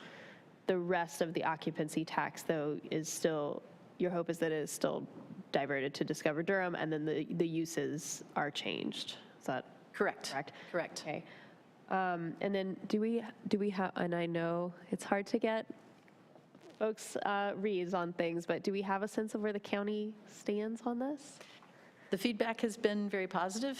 They have a legislative agenda session tomorrow morning that we are attending, and my understanding is that they'll be prepared to present this, but I am awaiting further conversation about that. Okay, thank you. That's all my questions. They have had the same reaction that I believe I have generally picked up from people, which is, it's great to have a plan, and this is very important, and it's a question of where will the money come from, and how will the county go about finding the funds to put this in place. Right, yeah, and I appreciate the change, because I think the thing that really, really scared me was the absorbing of debt, right? That ask felt really large, so I appreciate the flexibility, and I just want to commend you on that, but thank you, Mayor, that's all my questions. Go ahead. Hi, Susan. Good to see you. Thanks for the presentation. I've seen it before. Just want to let colleagues know I'm super supportive of this work. I think it really moves Durham forward. I know we have some legislative things that we have to do. I hope either myself or Mayor Williams will be adding that to the legislative session agenda, and I know that we both have been in conversations with Carmisha as well. I appreciate you thinking about the debt service, and also I think the kind of leveling off, so it doesn't happen this year, B, it's next year, but over a series of years, because I think that at the end of the day, it won't be as a hard thing to do, and if ultimately, and I think it is definitely what we need. We are very behind many of our communities. I think it was the Sports Commission last year that came to us around the youth sports facility, and I think the last time that a sports facility or sports type amenity was built was the stadium by the county, and was like 1960 or something, if I'm not mistaken. So we are quite far behind, and we live in an area that is very competitive, and people choose where they're going to live based on these kinds of amenities. As a parent who has had kids in a variety of sports, I will say it gets quite annoying to have to drive to other communities to get those amenities and benefits, and I'd much rather have it in Durham. Thanks.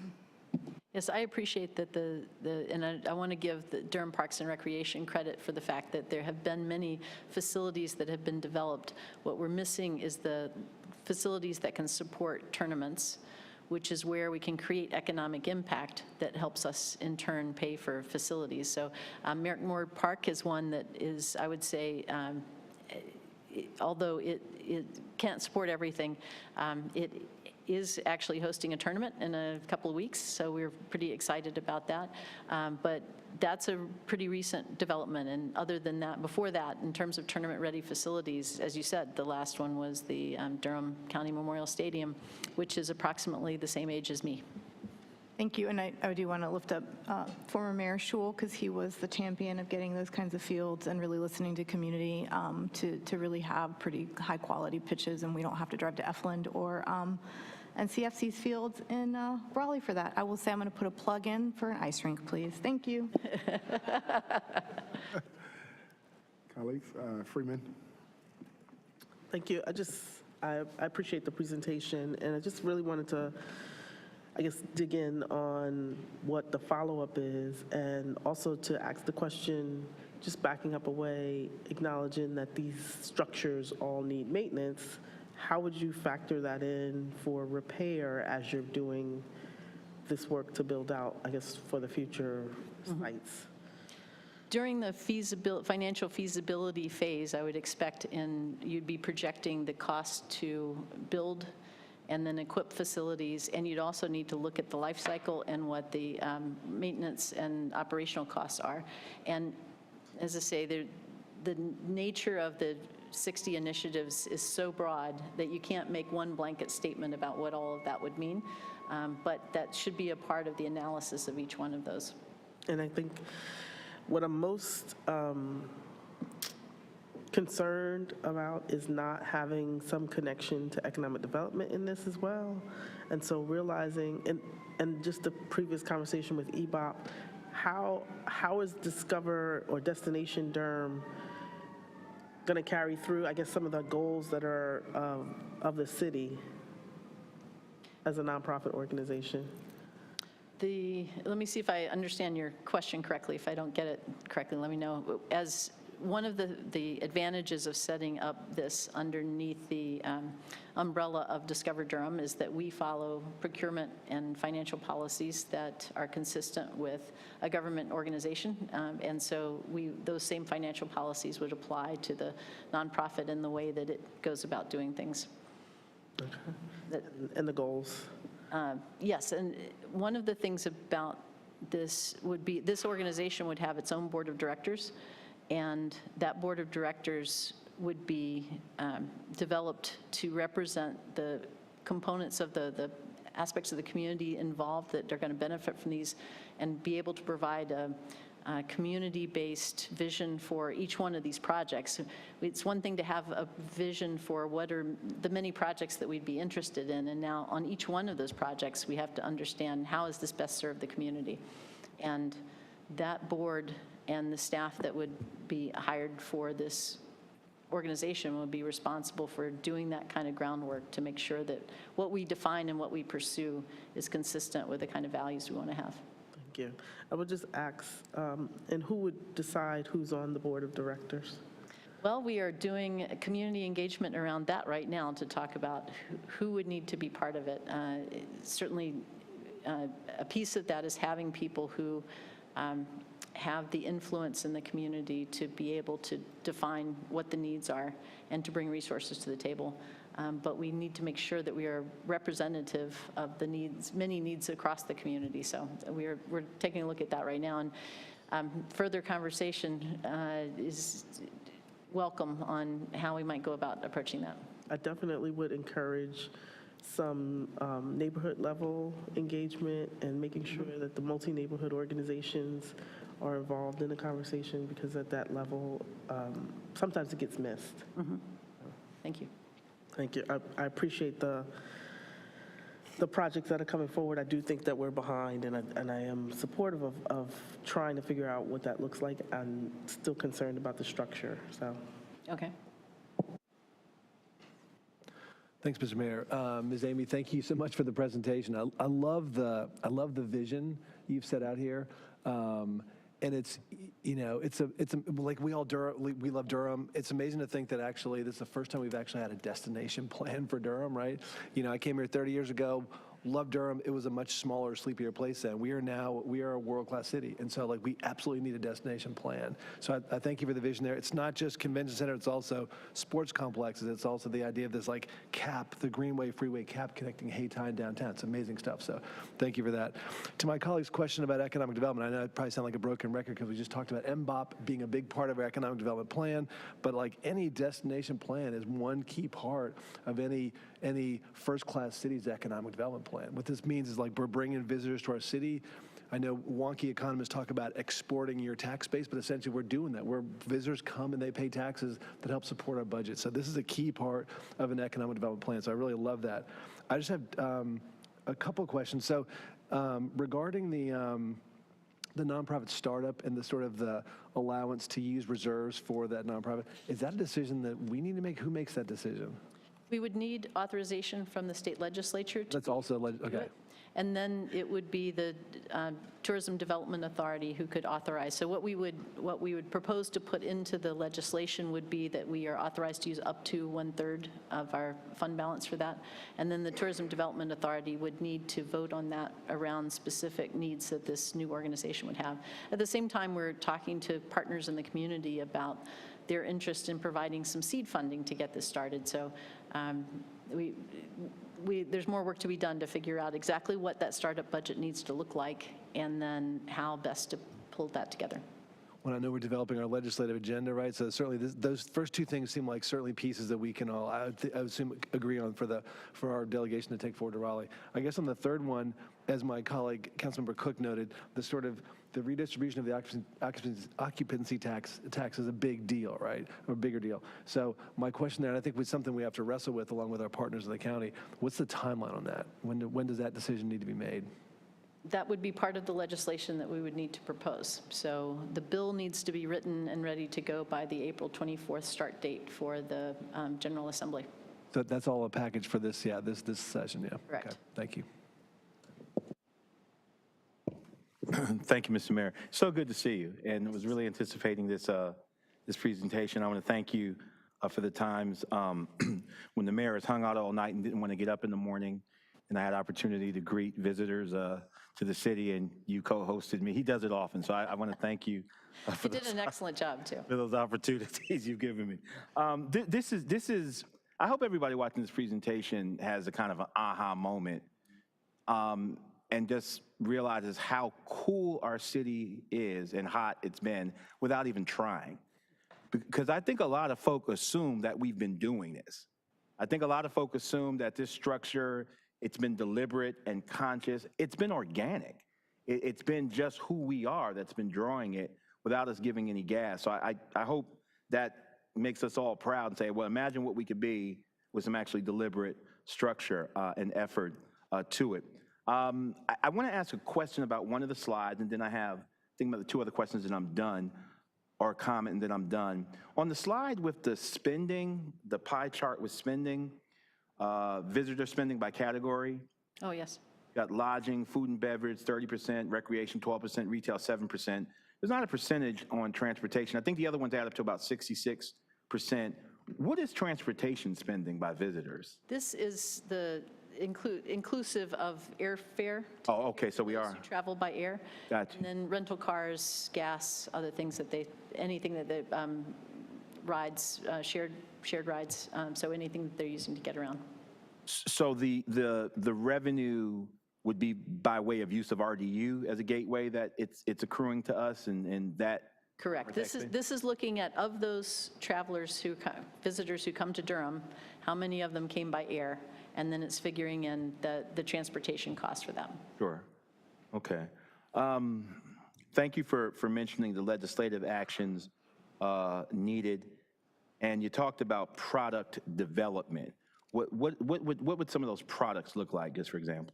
I'm using that term to refer to, and I have a background in product development, so that terminology comes naturally, but we're talking about any of these projects that we want to develop, whether that is a convention center or a sports facility or a freeway cap or even parks and trails. All of those are projects.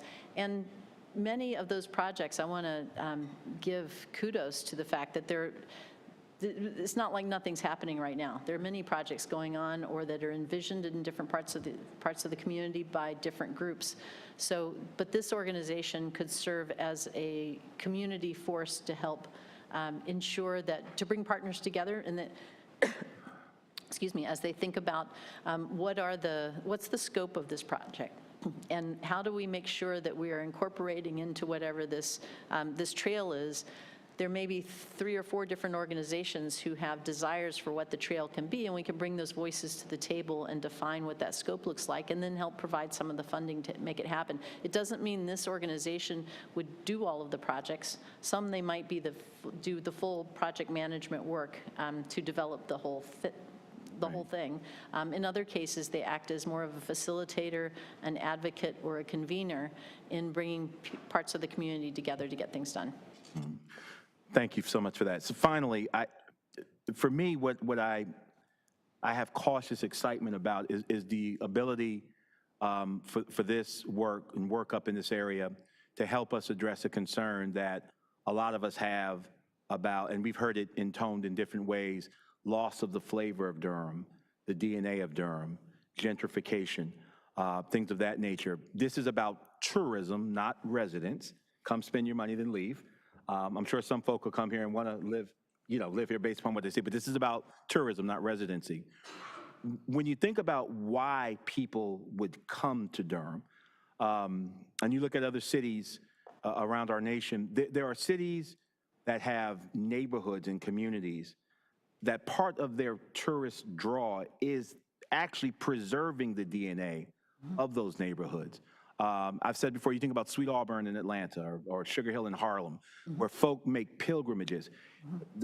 We should be leading LGBTQ tourism with Pauli Murray's residence here, a whole buildup around that. This should be a mecca for those who are interested in the history of Black intellectualism and economic development. That Fayetteville Street corridor should be a mecca. Yes. But we haven't done the work to package it and build it up. But we can't package it and build it up if we don't preserve it, if it doesn't preserve that character. Walltown should be one of those neighborhoods where folks should come and visit. So for those of us that are concerned about gentrification, this could be part of our tool chest to push back. And Councilmember Freeman talked about organic neighborhood buy-in, because as it's going now, just left to regular market forces, we're losing that battle. Right. Just left to it as now. But if we codify those neighborhoods and make the historic nature and preserving the historic nature of those neighborhoods and the residents in those neighborhoods actually part of the appeal of Durham, and having avenues of funding that's non-governmental to help preserve those neighborhoods and perhaps even help those residents. Because now, we talk about corporate citizenship. We got Google, Facebook coming, and all these companies coming, and there really is no mechanism. In other cities, they'll build stuff and give a bunch of money, but there are mechanisms in place for them to do that. We don't really have that in Durham. So even if they want to give our government money, we'll say, well, we don't have a pot to put it. We don't have staff capacity to work it. This is something that we can do in that way. And I'll dismount on this. And I saw the bullet under our threats where it says limited philanthropic entities. So if it's limited, that means the list is small. And we can all think about who's on that list of the small ones that we have right now. And so we might want to, just be careful who we go to war with in this context in terms of philanthropic entities in our city when the list is so small already and what we're already getting, particularly if that philanthropic entity is actually part of the draw that we're enjoying now to our city. So I just put that out there. I'm very excited about the work. I look forward to doing what we need to do at the state level with our legislature and pushing it through. I see no reason why Durham should not enjoy the same designation as so many of our other cities around the state enjoy. No, particularly since Durham is part of what makes North Carolina so appealing. When those corporations come, they're coming here to our area. When they come for art to North Carolina, they come in our area. So we celebrate what's going on in North Carolina. We ought to celebrate the zip code that it's happening in. So I'm really excited. Can't wait to see this come to fruition. And I know our partners at the county are listening. We'll be just as eager because we're all going to share from the same pot, the same success. And I'm looking forward to folk flying in and say, show me Walltown, show me Hayti, show me Black Wall Street, show me Pauli Murray's house, and North Carolina Central as well as Duke. So kudos. Thank you. Thank you, Mr. Mayor. Yield back. Thank you. Councilman Freeman? Just a follow-up question. Is the occupancy tax covered in the Airbnb? Yes, they contribute to occupancy tax also. So is it in some way, shape, or form possible for you to set up some, like, how do you gather information about who's in those? How many people are in there? How many people are visiting? Like, Is that all coming to Discover Durham, or would that be possible to come to Destination? How many people, how many Airbnb? How many are here? How many people are in them? Like, Okay. We are able to get some information. It's a small enough portion of Durham. There are services that you can subscribe to that will give you all of the data. Okay. We have elected not to do that because it's not a big enough segment of the lodging offering inventory in Durham. We do have some historical data on it that we could provide. Thank you. All right, colleagues. All right, thank you so much. All right. This is something that I know that I've been personally engaged in for a while, formally engaged in for a while now, and one of the situations that happens in Africa is, I used the analogy of they grow oranges and then they sell the oranges and then buy the orange juice back. It's a horrible economic situation, but we all know there's been forces to create that. But I am tired of having our kids grow up in our streets but have to go to Cary to play sports in their facility, and having to, go elsewhere for events. And, the amount of money that we lose because we don't have a convention center with real capacity. And, I believe it was last year, we broke the record of sales tax revenue, and we didn't really have the amenities to really do anything. So we are trending the right way. Durham is cool. I say a lot, Durham is dope. And what I mean by that is just we have a lot to be proud of. While we have our flaws that we have to continue working toward, this is a really cool place, and a lot of people know about us. Everywhere I travel around the country and the world, people know about Durham, and they want to come here. We want to make sure when they come here, they're seeing all of the things that they've heard about. But we need to really project those things. When you drive, I think Hayti is what hits to me in my core. When you get on Fayetteville Street and you actually drive across that bridge that the Eisenhower administration separated that community from the city, when you drive across that bridge, you should know that you're entering into Hayti. It should be a museum neighborhood. When you drive down Pettigrew or Paris Street, you should know the history of these streets. Chicken Bone Park, we have so many historical areas that we could just really highlight that we have just sitting there untapped. And I really hope that, we can find a way to, which this is the way I believe, find a way where we can have a body that can solely be, focused on the project management of, creating the amenities or the conditions to really highlight those spaces. That's why I get excited about this. I know that, this reallocation of funds that we were talking about is just a very small amount. But right now, who knows what's going to happen in November? But right now, there's grant funding at the federal level available for reconnecting neighborhoods. Mm-hmm. And it's a little frustrating. We probably won't even be up and running in time to get that money. But if we can find some way to get access to it, it would be great to get that significant grant money from the federal level and maybe look at, how do we reconnect Hayti? And I know it's going to be really difficult to reconnect Hayti back this direction, so we will have to go east. Well, there's a lot of investment needed for East Durham, and that would be great. So there's a lot of opportunity here. TIFs are really complicated to incorporate in North Carolina. This is the best workaround I think we can find. So I really hope that we can support it. And our legislative meeting is coming up early April, colleagues. So you're going to get an email really soon about that. Not only with legislative requests, early April, yeah. Not only with legislative requests, but also the date. So Derek is going to be working with all of our calendars to make sure we're all able to make it. But before you go, we have a few more questions. Yes. No, Mr. Mayor, I just wanted to tee up what the legislative process is for folks, because Yeah, thank you. Yeah. it's going to be a new process. So I don't think Susan's looking for any clear answer today. She, I think, wanted to see what the enthusiasm was. And then on our end, either myself or Leonardo or Mayor Williams will be, everybody gets asked legislative agenda items. Former Councilmember Johnson was the queen of it. Put 40 items on there. Yeah, I'll send out an email. Yeah, and the short session, we do what we call, we've kind of focused, historically, we don't really know what to anticipate, but we focus on what we call a local bill, which is just something that affects Durham. It's not a statewide thing. And so over the next few days, just, you know, at some point, there's an informal thumbs up about, yeah, we're good with this going on the legislative agenda, because then our delegation knows to move it forward. So you just need to tell those of us who, ahead of time, that, yeah, what your intention is around that. That's it. Thank you. Yep. So you've given us a lot of information today that we really needed to see. And once we, you know, we'll make everything concrete as where we stand, as far as where we stand, when we have that legislative meeting. I'll be sending out notification to the council, and we'll go ahead and get our draft agenda together. We'll have our meeting with our delegation members and solidify that. That'll give you notice of what's going to Raleigh, and we'll see what happens after that.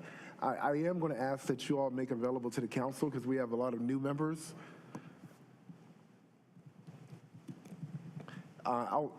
Because we have a lot of new members, I wanted you to make the presentation available to council about, like, the visitation, who, like visitors that are coming to Durham, a lot of the pre-data analysis that it really informed why we are going this direction. You know, it was like a presentation that, I mean, the metadata that showed who's coming into town, who's passing through, right, how much they're spending a night, you know, the fact that we have dismal hotel beds downtown. We don't have enough hotels, for Christ's sake. We have wonderful hotel beds downtown. They're just, we need more of them. No, we have nice hotels. We don't have enough hotel beds. Yes. 800. We have no end of data available, and so we will share some data, and then if you have more questions beyond that, please let us know, because we're happy to provide more. Thank you. All right, thank you very much. Thank you so much. All right, colleagues, we are not done, but that is the agenda, public agenda here. At this time, wait, I need to settle. Yes, sir. I will need to settle the agenda, but wait, do I settle that before I do this? Diana first. Right, and I have to entertain a motion also for you, right, for closed session. Did we do that earlier? Okay, good. Madam Clerk. Thank you, Mr. Mayor. I've got 3 nominations. The first is the Recreation Advisory Commission appointment, category Person with a Disability. The nomination is for Larry Dale McKeel. The second, Durham City County Environmental Affairs Board appointment in the category of Youth, Ben Goldberg. And the last one for the Durham Cultural Advisory Board appointment, no category. The appointee is Lorenzo A. Pedro. And that's it. Thank you so much, Madam Clerk. At this time, I will refer to the manager to settle the agenda. Thank you, Mr. Mayor.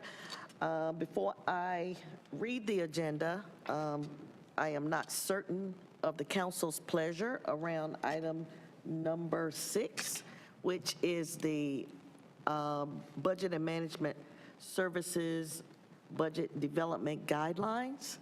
That item would be scheduled to be on the consent agenda at your next council meeting, or it could be placed on the GBA, and I would like your advice before I read. I think we just had information. We just had discussion about it, unless I'm wrong. No, I think it's fine. I'd say consent. Okay. Yeah. Thank you. For consent, I have items 1 through 9 and items 11 through 18, and GBA public hearings, items 20 through 22. Thank you. Thank you. I'll entertain a motion to settle the agenda. Move to settle. Second. Been moved and properly second. All in favor? Aye. Opposed? All right, thank you all so much. Before we move into closed session, I just really wanted to make sure I provided a little clarification due to some comments the other night.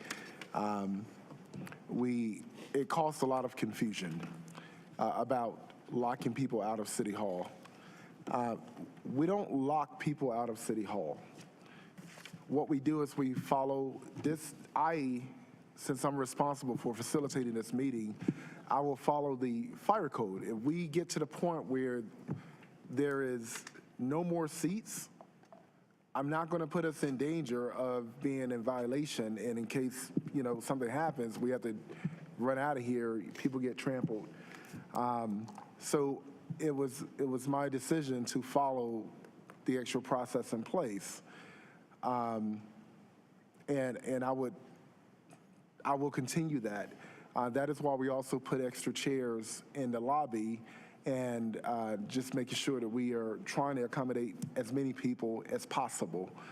If there is ever a concern, where folks feel they're not being able to have access, then that's something we could talk to them about. It is a little frustrating when I've personally seen folks come in, go back out, wait until we get capacity, and then complain that they can't get inside. And that happened twice where I saw it myself. Something else that is a little concerning to me is I want to make sure that we're consistent on what time we open the doors to make sure folks can be able to get in here, have enough time to get to the clerk's desk to sign up, so that they can make sure that they sign up before the meeting starts. Once the meeting starts, we're now handling the business of the people. But it will not be a free-for-all.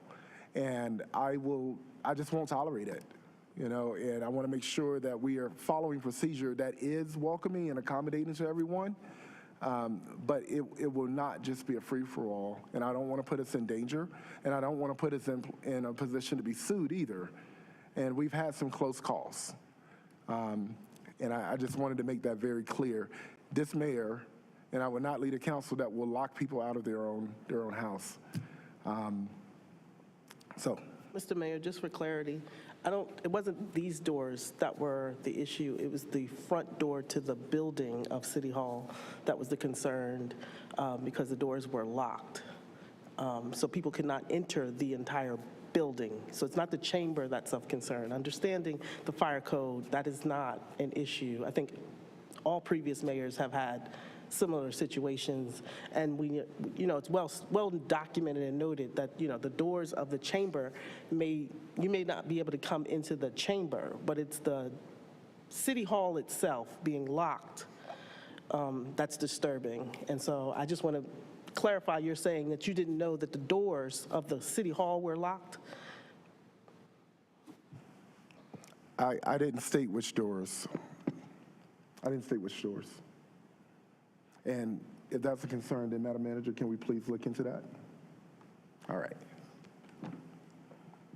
Can I also just make a request, and this is around the sign-up? I know that you're being firm about the 7 p.m. sign-up, which I think is fine because we're currently not following some of our procedures on aligning how many people speak. There is limits to how many people we allow to speak, and we're not following that rule. So that's something that we are cleaning up on Procedures Committee end. If we're going to let as many people speak, which I'm firmly in support of, then the cutoff 7 p.m., and I understand that, I respect that, but I think then the doors to be able to get in need to be at 6:30, because when we're opening them up at 6:45 and 6:50, especially on a budget hearing night, folks aren't able to get here by 7 p.m. So I think if we're going to have a conversation around that process, that would be my request, is that we are ensuring people have access to the cards to speak, because we're cutting off comment at 7 p.m. And I get that. We've had a lot of folks commenting a lot, but that is my request. Thank you. Yep. May I make one comment? Yep. I would like to make one comment, and it is a general comment. We actually do have capacity in the lobby of City Hall as well as in this building. I do understand that we need to look at exactly how we manage the capacity in both places, but there is not an unlimited capacity in the lobby, as well as certainly not unlimited in this chamber. Mr. Mayor, if I may. Yeah. Thank you, Mr. Mayor. And I do recall from past incidents, after the capacity of the building is different from the capacity of the public areas available at certain times. After a certain time, this building is closed. So because people could fit on the second or third floor in our suite, after a certain time, those are not open. Our capacity is the lobby and this building, as I understand it. And from what I understand is that there was an issue with the number of folk in this room and in the lobby and some of the posture of some of the people at the door as well, which could have caused an issue. We don't want people to get trampled. We don't get people to get stomped. But, you know, as a not only a member of this administration, but in past ones as well, there's absolutely no appetite and there'll be no tolerance, as the mayor said, for locking anyone out of the building for any other reason than the preservation of life and property. Anything other than that, you know, I'd be the first person with folks saying that's nonsense. But the characterization of locking folk out the building without context, I think, is just a disservice to what actually occurred. But I do welcome the mayor's directive to look at that. But my understanding, I think, well, not my understanding, it's important to understand that capacity of the building is different than the capacity of the publicly accessible areas at the time of our public meeting, because the building's not open. The lobby in this chamber are open, and the restrooms, of course. Thank you, Mr. Mayor. All right, thank you all so much. We will now move into closed session. I've already done the motion, right? All right, so we'll now go into closed session at this time. Do we need a motion already? I mean, again? 5 minutes. Yeah, I did earlier. Yeah. Yeah, I'll see you up there at 4:55.